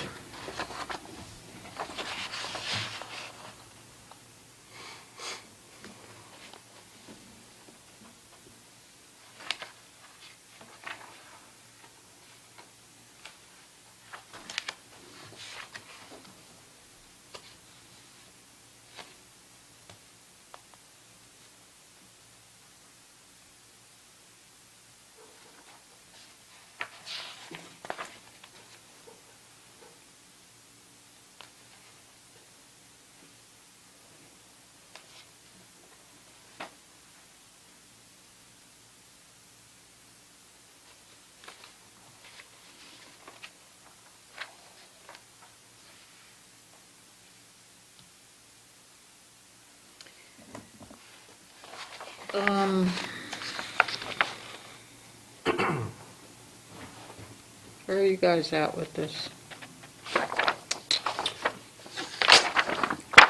We basically have two. The first one's the old one, or current one, I should say. I think there's a change to it. Number 2, I mean, This is an amended version close to our current policy. This is when Sue and I were working on it. that's the sole exceptions part. 1, 2, and 3. Okay. Okay, that's really the only difference on that, versus the Okay. 4 on the other. I like number 4, because in reality, that does happen. Madam Chair, numbers 2 and 3 present problems with the open meeting law. Yeah, I'm okay with getting rid of those. Wayne, Yep. It's open meeting law. Cindy? Well, the only, do we want to keep the part where any member of the Board of Selectmen shall have direct access to town council and obtain legal advice or request an opinion? No, that's what we're saying, we're gonna take Well, off. the open meeting law problem would be to send a copy to the chair. I mean, if we You shouldn't could be keep that- communicating with the other members of the board about what we're doing. You could keep that first sentence without it being a violation of the open meeting law. Yeah. I think that's really kind of the point you were going for, Sue, when we were talking, is opening it up to members of the board to be able to have better or more Okay, direct so you're saying access. keep that first sentence. Is that what you're suggesting? But I think somehow, I mean, it's just a concern, which is not in here, that, I mean, one of our reasons for trying to have a policy is to keep the bills down. That's correct. And somewhere, even if it's just a non-binding comment in here for that, if any member of the Board of Selectmen shall have direct access, that we don't make a habit of it, that every time we have a question, we call town council. I'd still And go to that- Jim first. Right, that we should, yeah, we can agree to that as we're sitting here doing the policy, but, I know, as a new member of the Board of Selectmen. Can we take off the request for the written opinion part? I mean, I'm more comfortable by just saying, you know what, if you need to call town council because you have a question about what should I do in a situation like this, To I obtain think legal you should advice, be able, period. yeah, I think you should be able to do that, but not necessarily written opinion request a gets- written gets opinion, because that's pricey. big money. And that's not usually And necessary. that to me needs to come to the whole board. Are you with me on that, Wayne? I'm fine. So number 2 would say any member of the Board of Selectmen shall have direct access to town council to obtain legal advice. Period. Okay, that does not mean a written opinion. And the rest of the paragraphs out. Right. Good. And number 3, I think it's kind of redundant. I don't think we really need that. if, That if, item- I think if that's- item number 2 happens and you find out something that you want to share with the board, you bring it up at the next meeting. Right. Okay? So I think 3 shouldn't So be there at all. 3 shouldn't be there at all. But I would leave 4. And just for the public to know, where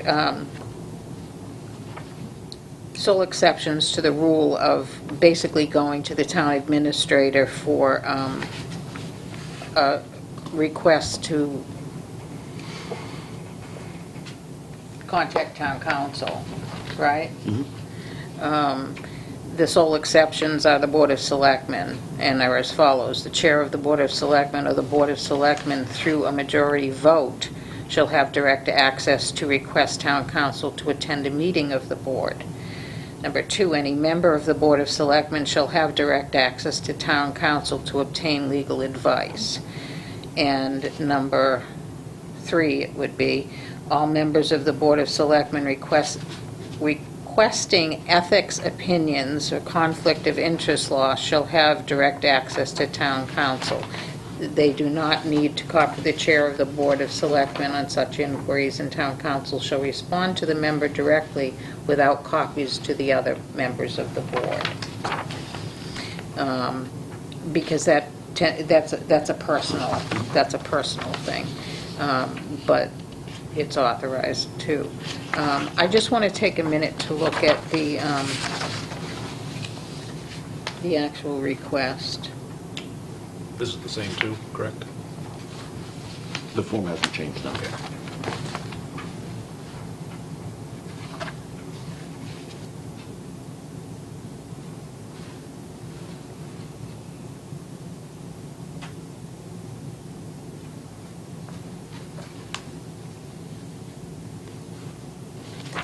Anybody have concerns about that?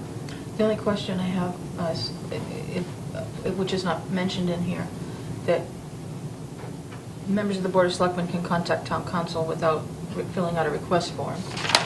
So as far as tracking, there's no tracking identified in here as to the fact that we did, so that if we do, I think The we bill, should. the bill is going to be The bill, the track. It's going to say Cindy King Oh, I know, but contacted regarding. budgeting, planning, just for knowing that, gee, Jim, I called the town council, I think we talked about 10 minutes on this, on this issue. Okay, or Carolyn, or whoever's tracking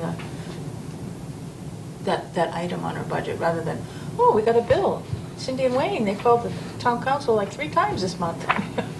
So if we keep a running You know, Excel just so, I mean, Excel there should be file, some, that, we don't have to request permission, written permission, but we should, something to say that we Just should keep track notify- of how much, We should yeah. notify the town administrator's So for office. for budgeting, for Just budget to tracking purposes. Notification of approximate time. I mean, we can't, they're gonna, Yeah, without the need to disclose the content of the conversation, just. Yep. I called them for 5 minutes time, on yeah. Yep. Thursday. yep. So do we want to put that in here? I think it should be, And, notify and should the town keep, administrator or executive and keep a assistant. log of any such conversations and the time, time Something. used? Something minimum. Because Without that getting helps too- us to Not too justify. micromanage, but just to- But, that but the, just the same, I mean, if, we need to notify somebody. let's say I called and talked time. for 10 minutes. Yeah. I want to Taking make that sure out. that the bill isn't any more than 10 That too, minutes. right. Because I set the clock running too, you know? Right. So it's a way for us to check on the invoice. Do you have that, Jim? Should try to write something. Or if one person is abusing, call it Just twice a to week me, I mean, for we don't have to get too 6 months. detailed in the policy, just that No. if a member of the Board of Selectmen does exercise that option, that we notify the administrative staff of some, Or even on a monthly basis, if town council is utilized. whatever. You know? something, that we notify without saying anything, but Mhm. that we keep them apprised of Yep. Yep. our spending. That makes sense. So something like. I don't know how you can read that. I love his writing. A bottom, an additional, whatever number we'd be on. Members of the Board of Selectmen shall notify the town administrator regarding each contact for budget tracking purposes. They are not, however, required to disclose content. Yeah. That's fine. So, are we considering this as the first reading then? Since we're adding all that. Because we really kind of changed it all quite a up, bit, yeah. okay? So agenda it for the next meeting? Yes, As a please. second. Yeah. Do you want to do a motion on accepting this as a first reading? I move that we accept the first reading of the use of legal counsel draft As amended? as amended. Oh, second, sorry. I was Been- thinking about something. Been moved and seconded. Any other questions? Nope. All those in favor? Aye. Aye. Wow. Okay. Town administrator updates and reports. Got a few? I do have a couple things for you. First, you should have a copy of a letter from Bay State Roads in your packets. This is That was a nice letter. notification that the town of Townsend deserves congratulations on the success of James A. Smith. Mr. Smith has recently completed all the requirements of our Bay State Roads Scholar Program. The program requires the applicant to attend at least 7 of our training workshops. Each workshop requires a minimum of 6 hours of participation and is always challenging and often quite technical. Although the name Rhodes Scholar, it's R-O-A-D-S, is somewhat humorous and designed to catch attention, Mr. Smith's accomplishment is very impressive because he's come to all of our workshops ready to learn with a genuine interest in improving the operations within the town of Townsend. James has shown us he is a professional who is serious about furthering his education and improving the way he accomplishes his work. The reason I thought it important to inform the board about this is you may recall that when Mr. Smith was appointed, there was a work plan that was put in place, and he has not just met, but he has exceeded the tracking on that work plan. And this is a big part of it. Good. Congratulations. The Road Scholar thing is a big deal for highway people to get. I think it's for highway superintendents or someone in similar position, compare it to like the town clerk certification or when you get those different art department heads or department people get those certifications. This has an equal footing with that, and it's very important that the courses that they do take really are, they're not just taking continuing education, they're really making the professional understand all the needs that we have for our highway department. Congratulations, Jim. Yes, could you extend our congratulations? Do that, yes. 6.12, brief cable nonprofit and system expansion discussion. I'd like to ask the board's permission to invite... Is there backup on that? There is not. Okay. When I spoke to you last week, it was phone calls out to the gentleman. I'd like to ask permission to invite him to come, so the board has an opportunity. Cable access guy? Yes, Yes. the attorney that is representing the committee, so the board has the opportunity to address him directly instead of it happening serially and not terribly effectively the way it's been. Okay, and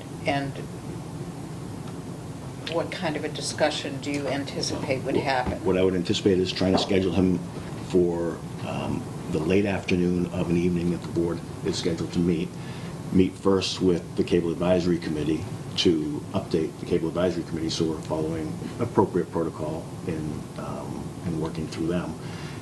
Have him be prepared at that point to answer any questions you have regarding the status, the pending nature of the creation of the nonprofit, and what information has come back from Comcast in regards to the petition for the extension. So he'd have the homework to come prepared to answer any questions you have, but have a first stop with the Cable Advisory Committee to inform them beforehand. Okay. By the expansion, are you referring to those homes that don't Yes. have? Okay. Yep, down around Vinton Pond area. Who owns the telephone poles? Comment. Which, on that point, special counsel has advised that that's not an issue of concern for the town. That's Comcast's issue to figure out, and we should never have been in the position of trying to wrestle between Verizon and Unitil as to who had rights to what poles and at what heights. We have a commitment from Comcast that after the 2-year mark, which just came up about 2 months ago, we petition based on that side letter that we want the expansion done, and they then go forward and do the expansion. So has that been done yet? That notice has gone out to them, and that's what I would expect he would have as an update for you, what the substance is of that process. What our Okay. next step is. Okay. So this is a special counsel that we've Correct. You engage with? as a Okay. board authorized... This isn't their the- attorney Nope, or... No, okay. you as a board authorized the Cable Advisory Committee Right. to hire counsel, special counsel, to try to get this thing on track. So it's for both subjects? Correct. Excellent. So we'll try to schedule that at the beginning of, well, Sooner the say better. at 5 o'clock or... Sure. Okay. Wonderful. Department Assistant Lee Redden. The position of Department Assistant in the Highway Department was advertised. A number of interviews were conducted by Mr. Smith, and he brought a final recommended candidate to my attention last week. The candidate's name is Lee Redden. She's a local resident here in Townsend. She comes very well qualified, and I did make the offer to her, and it's one that's not required as an appointment for the board's action, but I did want to just bring it to your attention. And those positions that I would hire, I have, since I've been here, always sought a vote of affirmation from the board, just so the candidate knows that they've been accepted and welcomed into the community. So So does an employee like that have to be, you don't have to, well, they still have to go through like employee orientations and all of that, right? The offer letter is the same as one that you would have in form of a motion, subject to Corey, physical, and 1-year probation. her So offer you want a letter. motion? If it please the board, just a motion to affirm the hiring of Lee Redden to Department Assistant. I move the board affirm the hire of Lee Redden to Assistant to the Highway Department. Second. Moved and seconded. All those in favor? Aye. Aye. When is she Thank you. starting, or has she already started? No, she'll start in another week. Okay. Annual departmental work calendars. The department head meeting that we had recently, based on vacations, was canceled.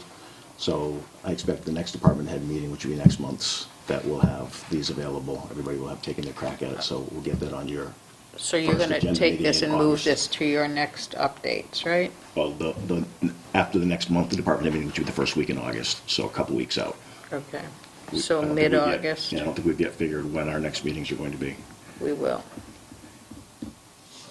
All board meetings, consensus centers around the week of September 17th through 22nd. Just looking for your thoughts on date and location. We had some preliminary discussion about doing it at a location off-site, out of the town hall, locally, whether it's at, pick a location, so as not to give anybody any preference, but, or to do it here in the great hall, Memorial Hall. How about the golf course? That was what I was going to suggest. How many people? I could reach out. Well, we'd be dealing with close to 75 people if we had full attendance. I don't expect you'd see full attendance, but What's the cost of doing it? at I can find private out. locations? Yeah, I can find out. Hors d'oeuvres, whatever. Actually, it's always a little easier to conduct if it's not in the building. People's guards are down, people are a little happier. There's enough room there. Yeah. If the cost is pricey, I just want to give alternatives at the VFW Sure. pavilion as well. And, I mean, if we wanted to serve any food or anything, I don't know that they could do that, but we could contract that with Sure. Cliffs or something, Yeah, okay. with a couple of things. So I'll chase those two options I'm and just get a assuming, report. I've I mean, never we have rented time. anything at the golf course, We have but I'm time, yeah. So for assuming your it's next more meeting, I pricey. can get you some information on the Okay, locations so and pricing. get us that for the next Then we can meeting, finalize please. that and get the invitations out to everybody. Okay. Wonderful. Are you going to set a date? I would contact them first because they have functions there and that may. Sure. Okay. The other thought on setting a date is whether or not it would be an evening thing or a weekend thing. Now, people are accustomed on committees to have night meetings. You're wrestling against, well, we already have our meeting scheduled for that night, these 2 boards or 3 boards. Well, I was thinking more like a cocktail hour kind of hours, 5 to 7, something like that. Okay. Perfect. So I'll report back at the next meeting on that. And then the board and employee reception, similarly, set date and discuss. I think the original intention was to do this shortly after the election every year to give the board and employees the opportunity to mingle and say hello and get to meet each other. We're clearly beyond the election having been very recent. So do you want to look at something out into the fall, when we know people's schedules are going to start normalizing again after vacations? Or is it something you want to push off and do after the next election and leave Wayne wondering who he's walking by every day in the hall? I say hi to them all and introduce myself, because I don't know them. I'd kind of like to do something, maybe mid-fall. Do you know what I mean? I'd like to do it before the annual, or the fall town meeting. Yeah, I'm thinking end of September. Well, that's an interesting thought. Generally, the night of town meeting, the town hall is open at 6. Town meeting's not usually until 7. If you've already got people here, might it make sense to try to have kind of a meet and greet the same night as town meeting? That's not. I'm thinking until from a labor November. relations perspective that if I'm requiring people to come in after hours, I have other issues too, so. If I've already got them here.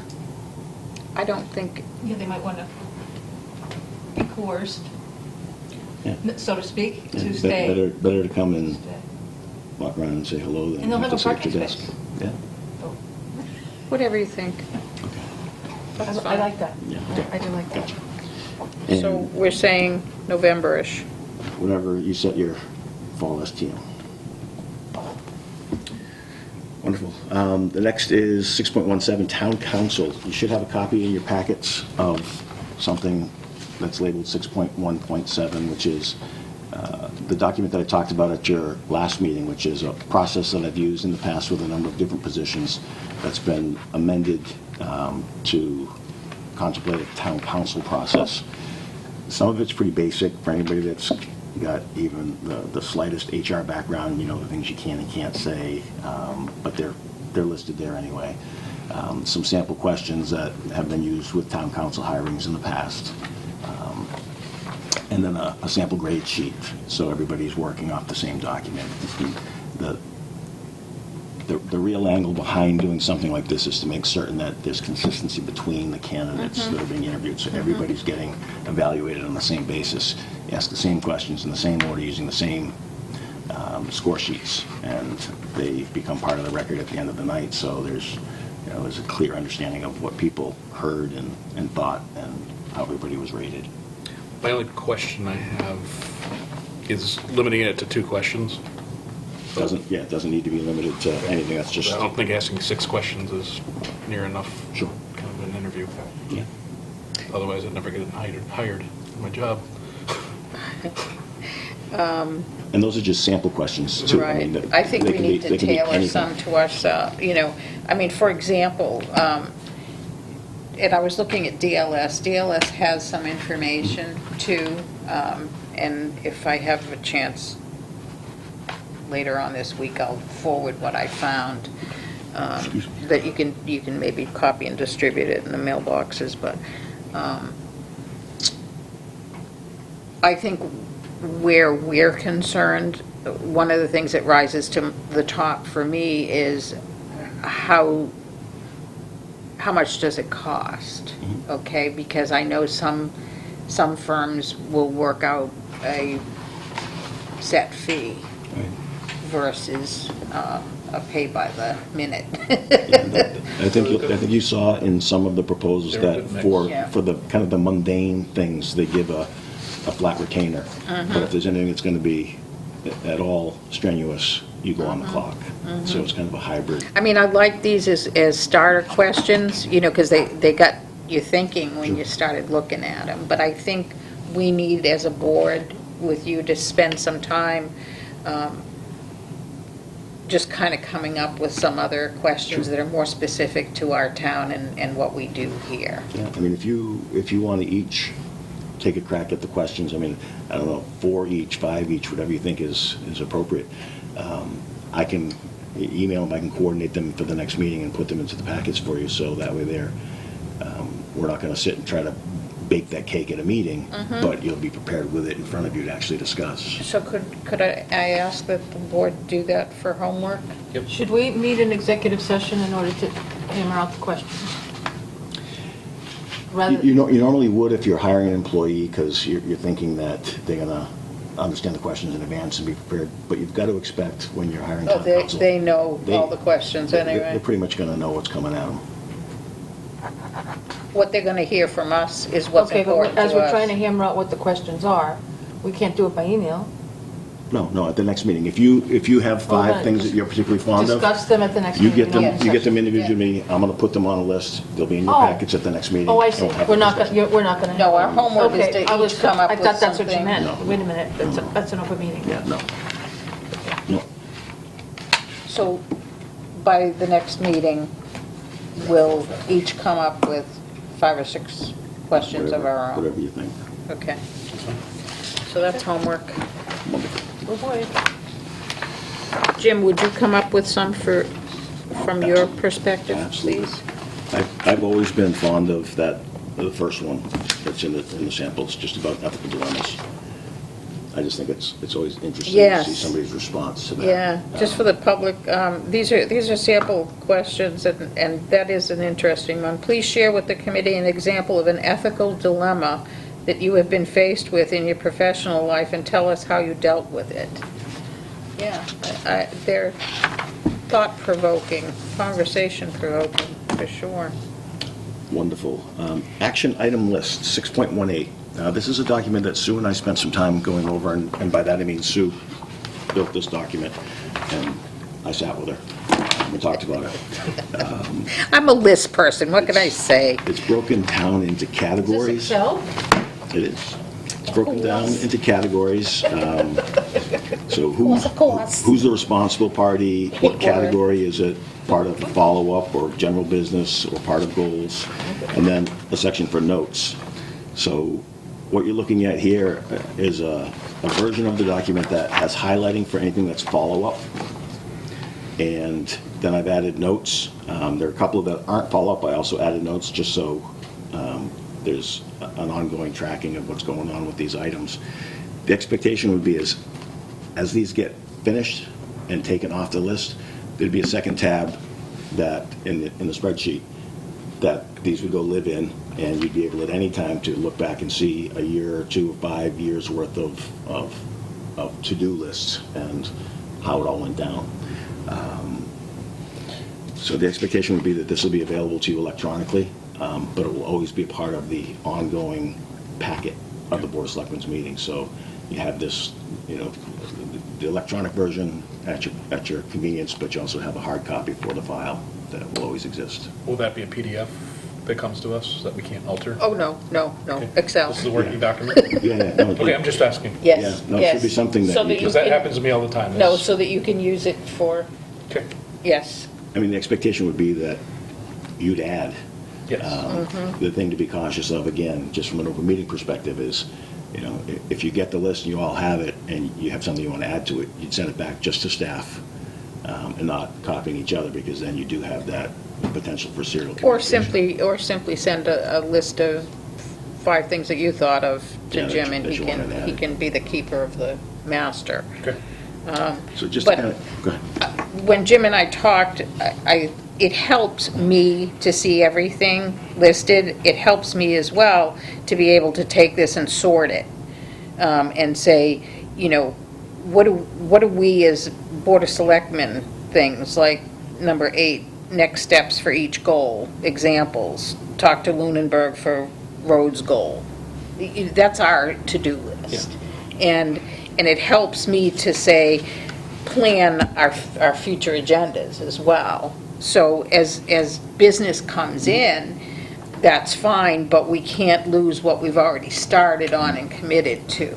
So that's the hope here, that it can help us keep track of stuff and cross things off. We've already got a few things here that we're close to crossing off, and a few that we've crossed off just tonight.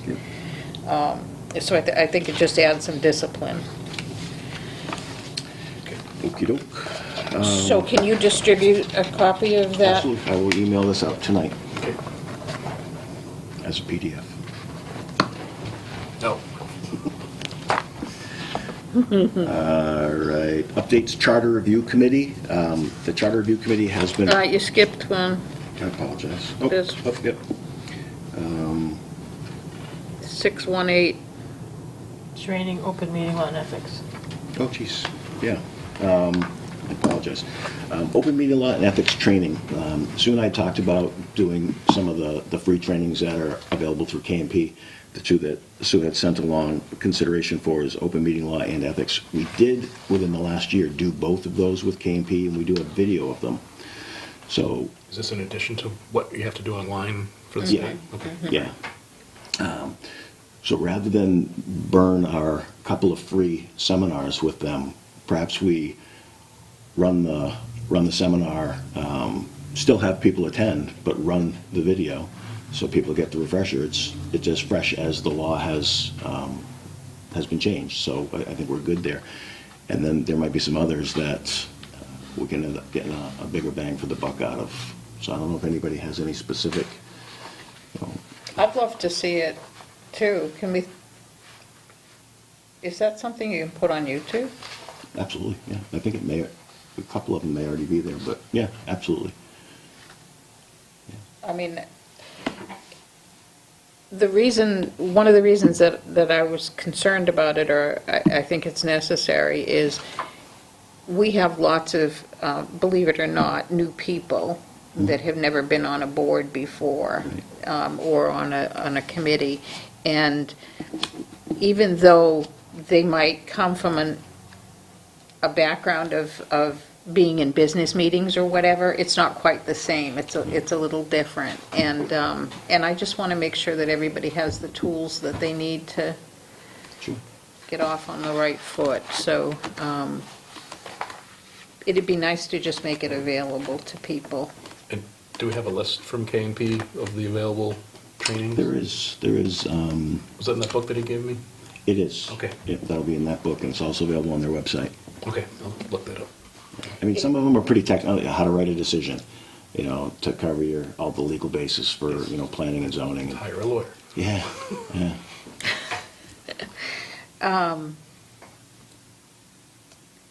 Yeah, I'd like to actually see that. I don't think I've ever seen that. I'll bring mine in. I'll drop it off and I'll put it in the office so you guys can Yeah, look at it. throw it in my mailbox, would you? Pass it around. I just happen to be thinking about that, some other kinds of training, so. I'll bring it over tomorrow. So it's here. I mean, I think a good way to do it is to take the tapes that you have and just tell people it's available Right. to look at, and that the board urges everyone to do that.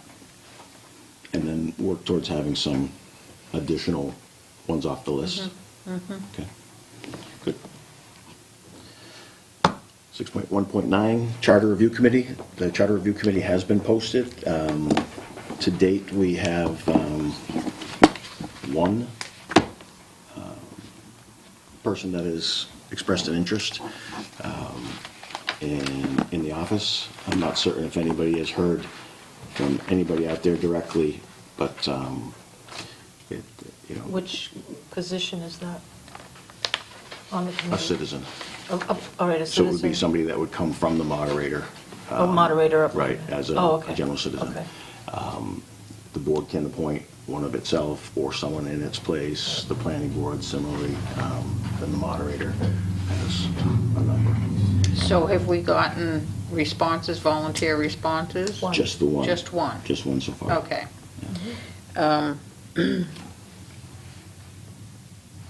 So we It can, took us a year to get 7 people the last time. But we need yeah, we can 9. put the call back out again.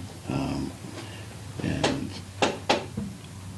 Oh, you're on TV right now, so call away. Well, the charter is the second most important document that the town has to understand how to operate. And I say second most important because the first most important are Mass General laws. After that, it's the charter. And it needs to be fixed. It's out of date. And there was a significant amount of work done. Cindy and I were both on it this last time, and it ended up not coming to town meeting. The time before, a number of people put together some really good edits and changes and wordsmithing that needed to happen, and we had incorporated that. We really are overdue for having a charter review. And just like the Commonwealth spends an enormous amount of time revising laws, we need to do that here. And again, I'm going to say that, you know, the way that I was brought up, and it might be old-fashioned now, is if you don't have a suggestion, then please don't criticize the way things are done. Things don't happen because you want them to. Things happen because you do something about it. So I'm going to challenge people out there to come forward. Even some of the past committee members, maybe they're interested in coming back, and that might be helpful too.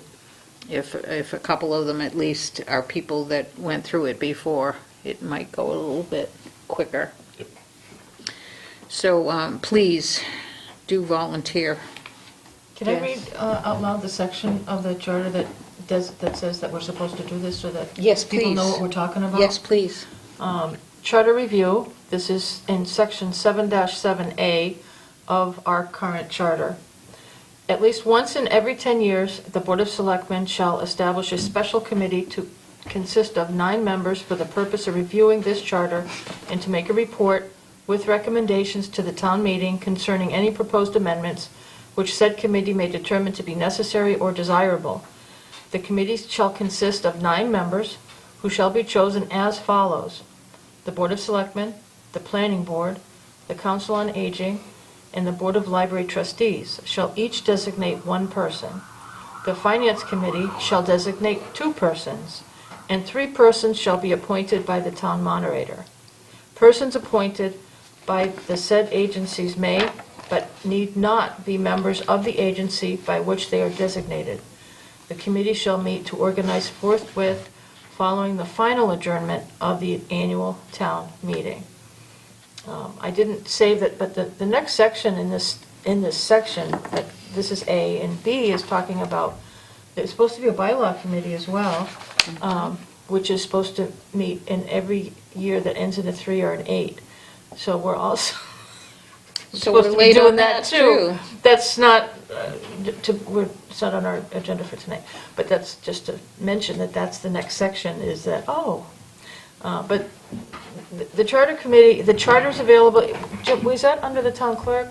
Where did I not find it? I was looking. Town clerk. It's under town clerk, that's why I couldn't find it, I don't know where I was looking. But if anyone wants to read the charter in its entirety, to see the rest of it and see what's needed, that is, it can be, there's a link on the town clerk site, and it's broken down. You can look up all kinds of stuff, just do a search if you're looking for something in particular, or read the whole thing. But that would, to give you an idea of what we need to do. As many times as we keep having, or we have, not keep, but we've had a few committees try to put things together. It's not, I mean, there is a lot to it, but it takes, and with 9 people, it should be, the work is divided up, and there's a lot of things that come up, and I'll say that we did, after we had our committee last time, as of now, I would say, I'm glad that it didn't make it, because it really needed, there was some, I think, I can't say what it was, but some of the changes we made were probably not in the best interest, and we probably needed more information or more expertise on that committee or something. I'm not quite sure what it is. I'm not trying to criticize, but I think that it did need to be a little bit more work, and hopefully we can finally get it. Yeah, and get it I mean, done. you got the framework But there. we can't do anything until people volunteer, And this is one of those important ones. I know the people that put the master plan committee together was able to get volunteers. I should ask them how they did that. But this is kind of on the same token of getting people. How? Yeah, how did that happen? They ask? Well, a big chunk of the members of the master plan committee were also on the solar committee. Oh. And the planning board was so pleased with the work that we did for that, they asked us to come back. I see.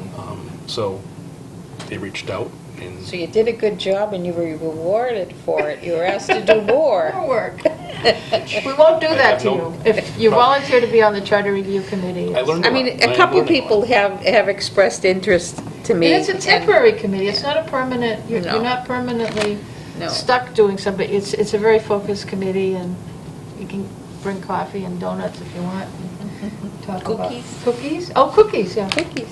And that's all. But the sooner we get a committee, the sooner we can get working on that. so. Okay. Where are we? 6.1.9, so that's charter review, town properties committee. Question came up about what is the town properties committee? Is it currently functioning, and what is its charge? There's a document in your packets. It goes back to November 30th of 1998.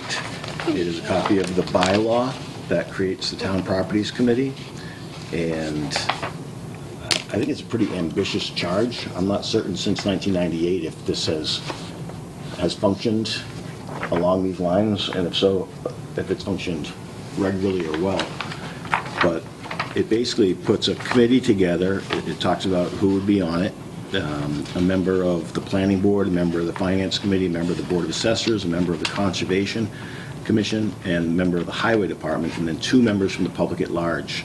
They would be annually appointed or reappointed at the selectmen's first meeting in March. They would be charged with creating a standing inventory of town-owned real estate and personal property. They would prepare to the Board of Selectmen annually a property maintenance proposal and proposed budget. And anytime there was a property acquisition or sale being contemplated, the committee would be given advance notice and a 90-day window to respond back to the select board. And their recommendation would address the property's strategic value to the town, the findings of any appraisals prepared to determine the property's worth, findings of site visits, engineering studies, and environmental assessments, a post-acquisition management plan to ensure ongoing property maintenance, proposed language for town meeting articles, and suggested means for funding the acquisition. It then ends with the fact that the Town Properties Committee is advisory only and shall not supersede the role or duty of any other board or officer empowered by statute. So that's what it is. I've been 2.5 years. I've not seen a property committee. So I don't know what the pleasure of the board is. It is a bylaw. It's not your obligation. This is not a bylaw, though. I believe it is. General bylaw of the town of Townsend. It was voted April 29th of 1997.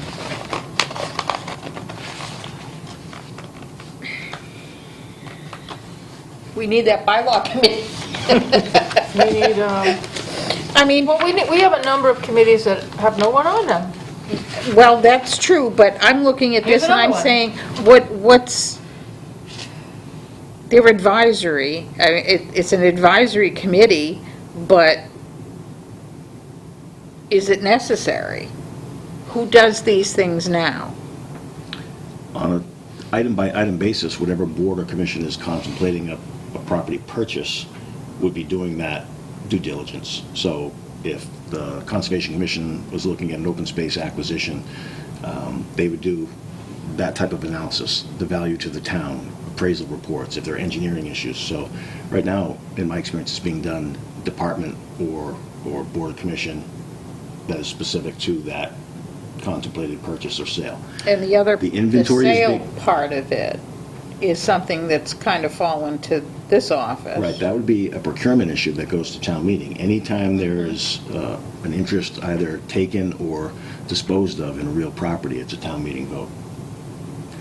The property inventory and asset list is something the town accountant does.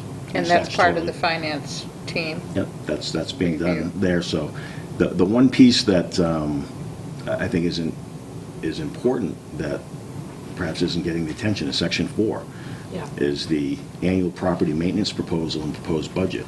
I agree. Yep, that's critical. That's not happening. I think the other stuff is pretty heady stuff to take a volunteer committee and charge them with having that breadth of a scope. But it is a bylaw. So is that something that we would potentially do a rewrite on the bylaw? Is this in the charter too? No. But I'm just thinking for the, I mean, who does number 4? Prepare it's for the Board of Selectmen an annual property maintenance proposal and a proposed budget. The Is that, Departments do it now. the departments do it now, and in a way, Mark does that. Yeah. But he doesn't do everybody's. Right, for a good number of the buildings and the pieces of capital, but you'll And also find... that kind of dovetails or overlaps a little bit with capital planning, too. Absolutely. Okay, Absolutely. so, capital planning just got put into place a few years ago. This looks like it was a very attempted a very centralized property committee that the functions for which have been decentralized over the course of the last 20 years. That's what I'm getting at, yeah. So we potentially have an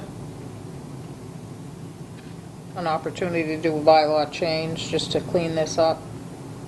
Or post it. Do you think we should get rid of it or post it? I think it's redundant. Well, based on what we were just saying about section 4, I don't think so. No, but Section it 4 is not gets being- done. Right, it's being done on a department by department Right, but it's not, basis. but But not there's comprehensive there's no- townwide. There's no place where we can say, okay, what's our property, what does it cost us, what do we need done, what does it cost us to maintain everything that we own in the town? We have to go back through every department head's budget, or somebody does, but there's nobody doing that. I think that's something that we should look at Vadar for again. I mean, this is the second time that Vadar's come up in the last 2 meetings, but But Vadar isn't going to tell us what it's going to cost to fix it. if you have a database that's set up as a database, you can sort it any way you want to. I'm just not sure that system would do it for you. I did, I think I communicated by email. If I didn't, it's probably sitting in my unsent on my desktop. Lori would like to be coming in at one of your soon-to-come meetings to have that discussion about Vadar. It's on the list of the Excel Yes, spreadsheet. yeah.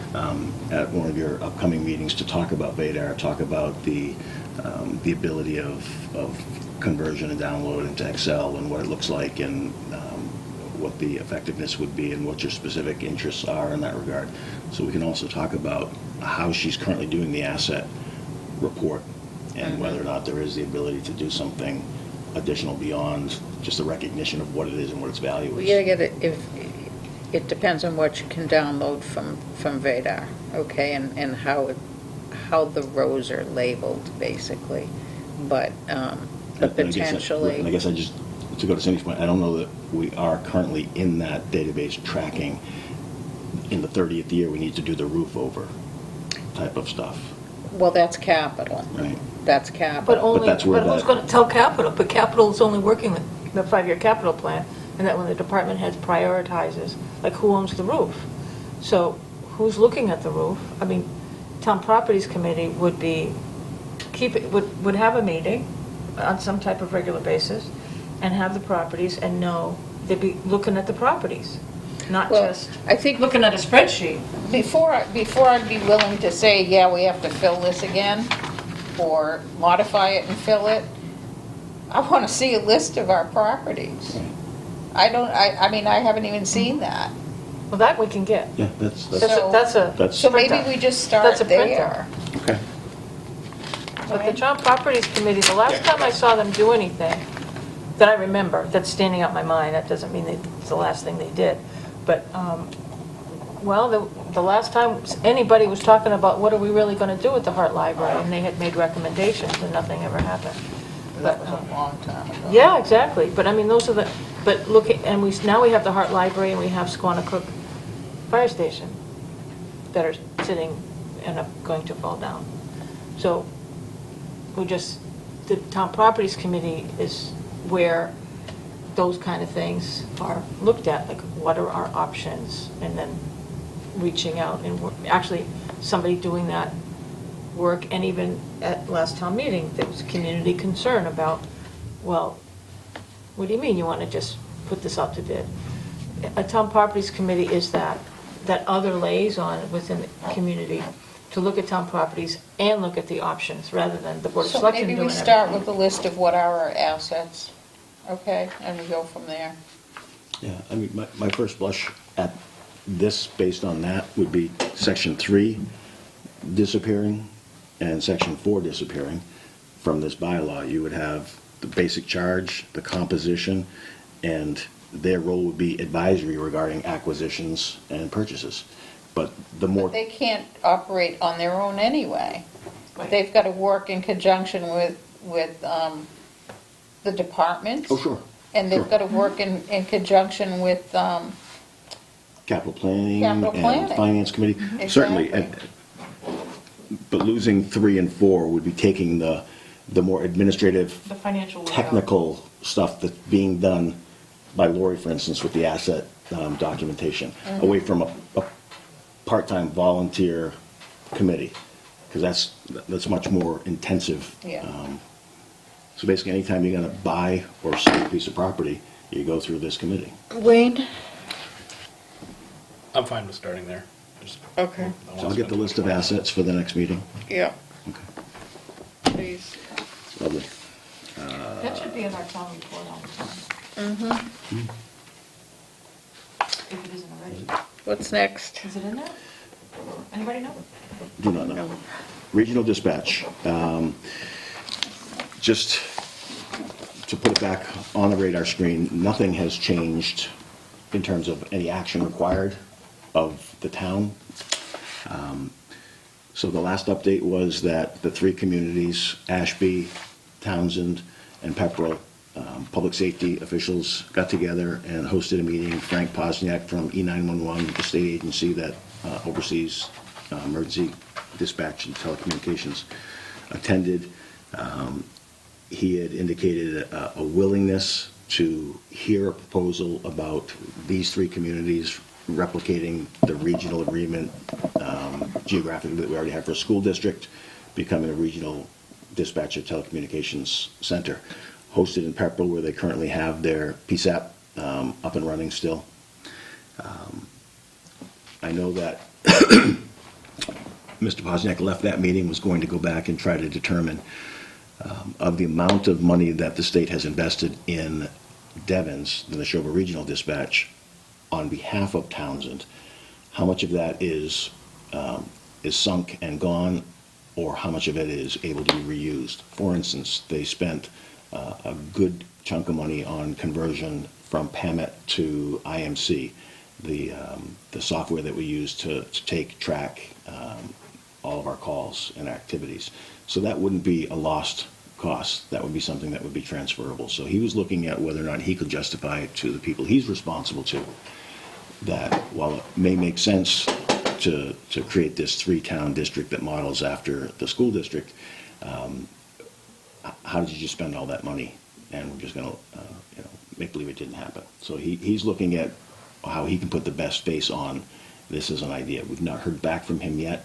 I know that he did meet with the executive director of the Devens Group last Friday, so I expect that we'll be hearing an update shortly. So I know when Sue and I talked, it wasn't the expectation that there's anything new and great to report here, but just to kind of put it back on the radar screen so we don't lose track of it. Okay? Thoughts or concerns or questions? Excellent. Lastly, land use coordinator. In your packets, you should see a copy of some notes that Carolyn put together. As of July 6th, there were 7 resumes that had been received. Advertisement had gone out on the MMA website and in the Lowell Sun. I know there was a direct solicitation to a couple of schools as well. 2 more have come in since this went into your packets last week, so we're up to 9 now. Of the 9, there are at least 3 that have direct experience in the municipal environment that look pretty attractive. So we're going to let the thing run for a little bit longer here and begin to cull the list down. And How long do we let it run? probably at I your don't want- at your next meeting, I would expect that we'll have a short list for your consideration. Okay. We could stop it today, and I feel that we would have 3 solid candidates to give you. But I think if we give it another week and a half to see what we get in, we should be able to have some good solid candidates. How for you. old, how long has how long has it been since some of the applications were sent in? Like, I just don't want them to age. Yeah, exactly. They've been notified, so when they've sent in, they've been notified that it's been received and that we would expect within the next month, I think is the way it was worded, that they'd be contacted. So there's nothing that's that stale. Oh, okay. These are all from this I need to solicitation. find it, because we found ourselves in that before. Right, there was one that was from the prior solicitation that outreach has been made to see if they're still interested. They were one that never responded last time. But we've not heard back yet. Is it worthwhile starting interviews in the meantime? That's what I was thinking. Well, I think well, I guess I'd look to you. How would you prefer to do this? Each board feels differently about them, about these processes. In some cases, the board proper has done the interviews. In some cases, they've had the screening and preliminary interviews done at a staff level, and then final candidates brought to the board for the board's consideration. You're a new board. I've not dealt with you on an issue like this as of yet, so what would your preference be?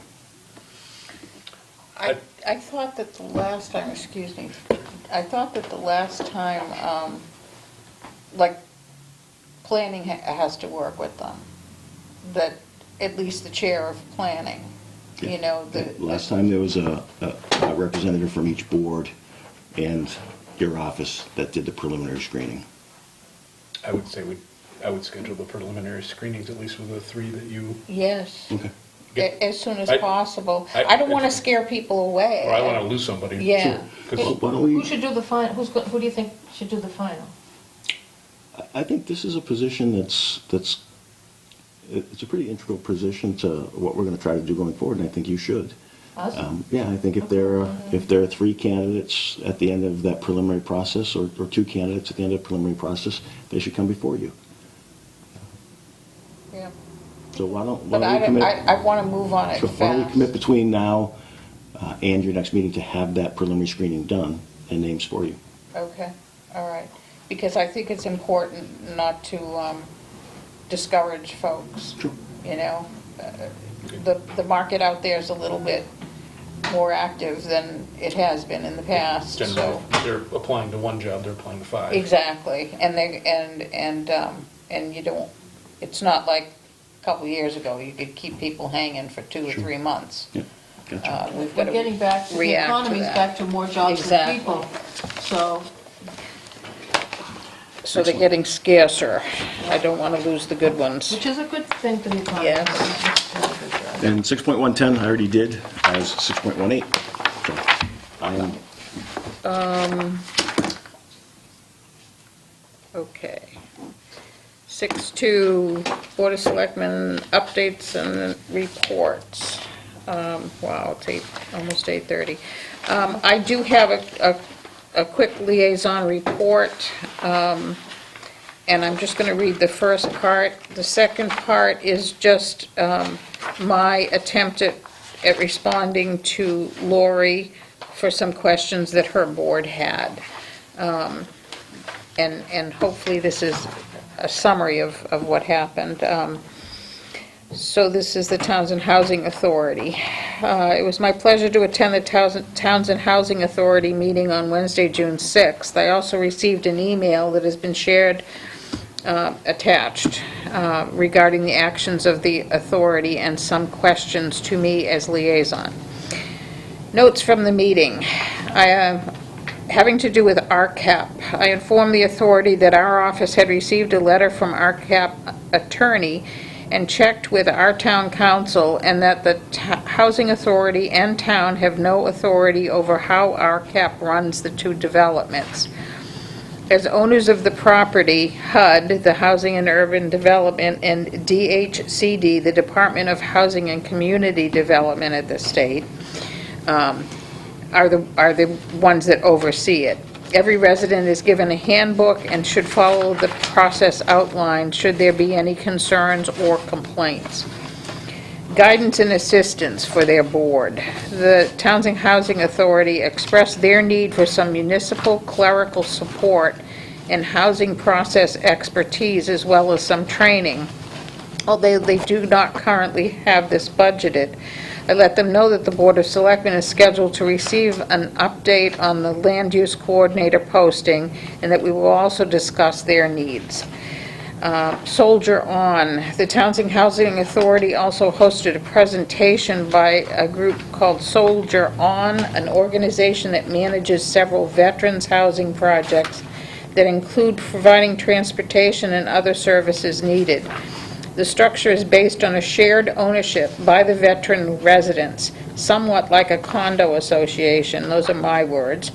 I took copies of their presentation booklet and passed it out here. I left it for you folks. And I think the biggest need, immediate need that I found was,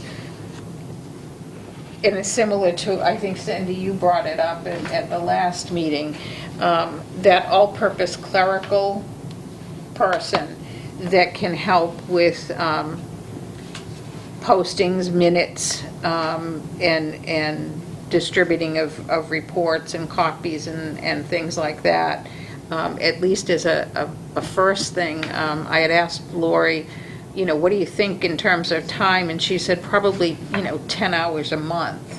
Okay, so it's not a huge amount, and I don't think they're the only board that has that concern. I think there are other boards. Finance Committee does not have any support, clerical support at all. And I'm not sure if there are others. I mean, we talked about Flag Committee today. I don't think, they could probably use someone to help them. And to me, it needs to be someone who is familiar with the open meeting law, that can help to guide them to, that understands how to do postings, et cetera. So, we're not looking for high level, but, so I don't know if that's something we might entertain for the fall town meeting. Yeah, I'd like General clerical but floater or something. What I've been saying is that I'm really cautious about just doing this piecemeal. Like, somebody asks for clerical support, we're going to say, oh, okay, let's get that on the, well, even to get it on town meeting. I mean, I want to hear from every single committee. Like, do you Oh, or do you sure. not? Can we put Yeah. out a letter to everybody? Do you need clerical support? If you do, give us a request. Yeah, to the. Rather than to just, to just talk to the squeaky wheels. Because, like we know the FinCom, I've been on the FinCom, and it's a member of the committee that does all the administrative Exactly. work. And many of the other committees, it's the same thing. And, But I think, Yeah, we it should- sounds like we might need like a floater. exactly, something Kind of like that. And it position. certainly can't be, if we're going to do that, this administrative support can't attend everybody's meetings, because sometimes people are meeting on picnic tables because there's no office available. I mean, you can't be in 5 places. But it might be somebody that could help coordinate they're- that too. I mean, there's no reason why every committee can't videotape their meetings with, anybody with a smartphone can videotape their meetings, and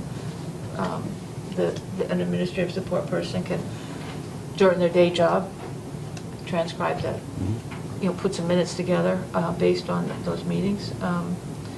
or not minutes, but, yeah, minutes. That's what I meant. I mean, I'm not But expecting I mean, but I would, I mean, decision now, but- I'm just not comfortable saying, oh, okay, oh, you need 10 hours a month, okay, let's hire somebody. No, Well, no, let's budget it. that wasn't. No, I don't mean it, I don't Yeah. mean you did, but I mean, I'd like to just So hear is from. it the board's a wish that we comprehensive put a memo review. out asking all boards and commissions to try to quantify any admin needs that they may have as the board is considering the possibility of a floating admin support person? No guarantee, but just consideration. I just want to be fair to everybody and say, okay, do you have? I mean, these are volunteers, and they're using their own printer ink and their own paper and their own time. And, I mean, I'm glad they're volunteering, but I don't want to, I don't want to take advantage of them either. Right, or even if the need, I mean, I don't want to be negative, but, you know, some people, there's no reason why these committees can't continue to take their own minutes. But if they need somebody to type them, or they just need access to a printer, then is that really what you need, more than anything? And, or to make your minutes sound more professional than the scribble that all of us, well, how do I do minutes, you know? And- Submit them to one person, maybe you don't need 10 hours a month, maybe you just need, okay, this is, what is it that you need, rather than quantifying the time? What are the services Oh, well, that that you was need? me just asking. Oh, I know, but if, you know. you know, if there's a position in the town hall already that, well, if we add hours, we have somebody that's not full-time, but they want to be full-time, make them full-time. Not, we're going to add more money for the benefits, but just Yeah. to do, what are the needs that you really have? And I think it's only fair to ask everybody. I think that's a good idea. Wayne, anything? Nope. Okay, item number 2, the chair is requesting that the board approve a request to receive copies of written comments, opinions, and backup information regarding all current and/or pending union and personal contracts from town council. And if no written comments exist on current or pending contracts, the chair requests the board approve a request for written comments from town council.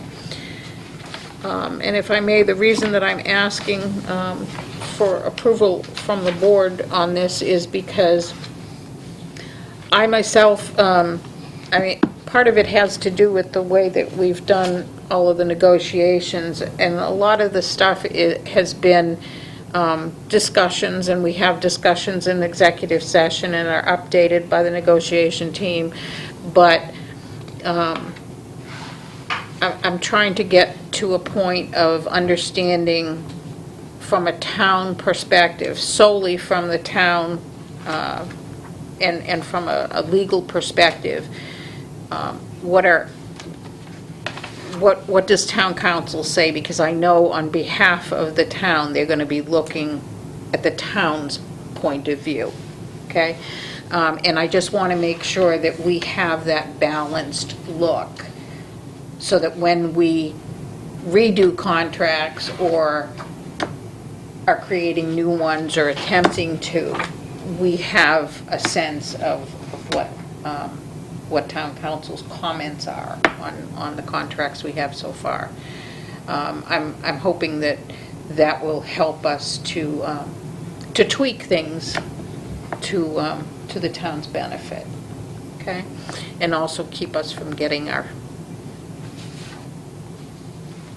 feet or fingers caught in something that we perhaps shouldn't, okay? So how does the board feel about that? I think that's fair. I mean, it's educational for the next board, too. I mean, I'm not looking for an expensive kind of thing, just, comments and pointing out things from their point of view on the contracts we have. So could I get a motion? I move the board approve a request to receive copies for written comments, opinions, and backup information regarding all current and/or pending union personnel contracts from town council. If no written comments exist on current pending contracts, the chair requests the board approve a request for written comments from town council. Second. Been moved and seconded. Any other discussion? All those in favor? Aye. Thank you. 6.0, missed it. Wayne Miller, band concert announcement. You don't have a number.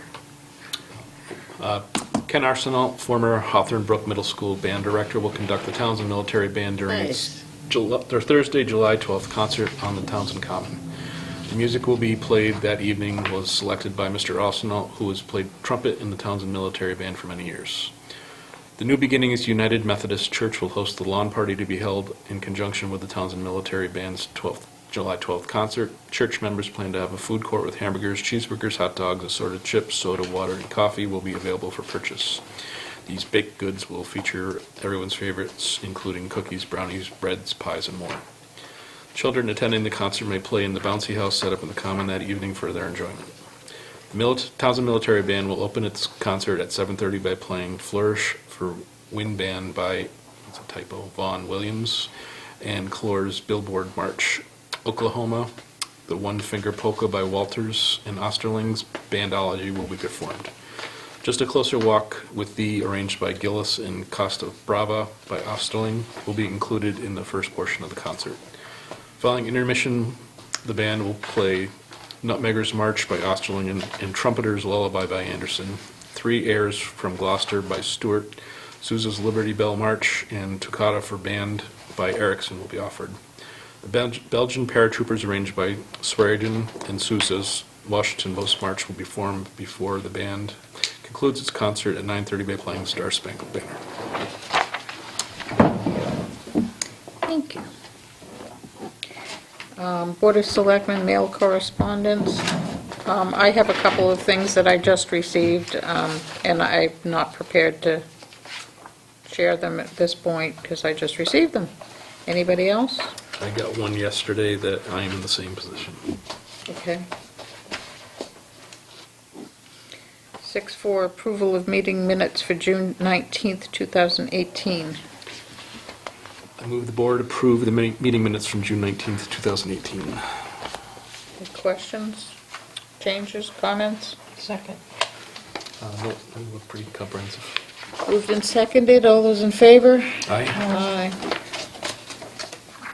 6.5, I move the board sign payroll and bills payable warrants outside of session. Second. moved and seconded, all those in favor? Aye. Aye. And at 5 o'clock, we convened an executive session and recessed until after the end of our regular meeting. So at this time, we will be going back into executive session. Do we need to read all of this? Yes. Yes. As part of the motion. As part of the motion. As part of the motion, and we will not be coming back into open session. So move we adjourn the regular meeting? Nope, you're gonna stay right in this and just read off the executive session because we posted it on the regular meeting as well, just in case we were gonna do this. Okay. So each one of the four? Do that, and then can we recess? Yes. By- Yes. Me too. Executive session pursuant with General Law C-30A, S-21A3 to discuss strategy with respect to collective bargaining or litigation if an open meeting may have detrimental effect on the bargaining position or litigating position, and the chair so declares. Merrill versus Townsend. Executive session pursuant with General Law C-30A, S-21A3 to discuss strategy with respect to collective bargaining or litigation if an open meeting may have been detrimental effect on a bargaining position or litigating position, and the chair so declares. Fire union and police union. Executive session pursuant to General Law C-30A, S-21A2 to conduct strategy sessions in preparation for negotiations with non-union personnel or to conduct collective bargaining sessions or contract negotiations with non-union personnel. Police lieutenant. Executive session pursuant with General Law C-30A, S-21A1 to discuss reputation, character, physical condition, or mental health rather than professional competence of an individual, or to discuss the discipline or dismissal of or complaints or charges brought against a public officer, employee, staff member, or individual. And we will not be coming, And we will not, To adjourn from executive session into open session for the purpose of adjournment. I move that we adjourn from executive session and return to open session to adjourn at 8:42. Second. Do we need to do that?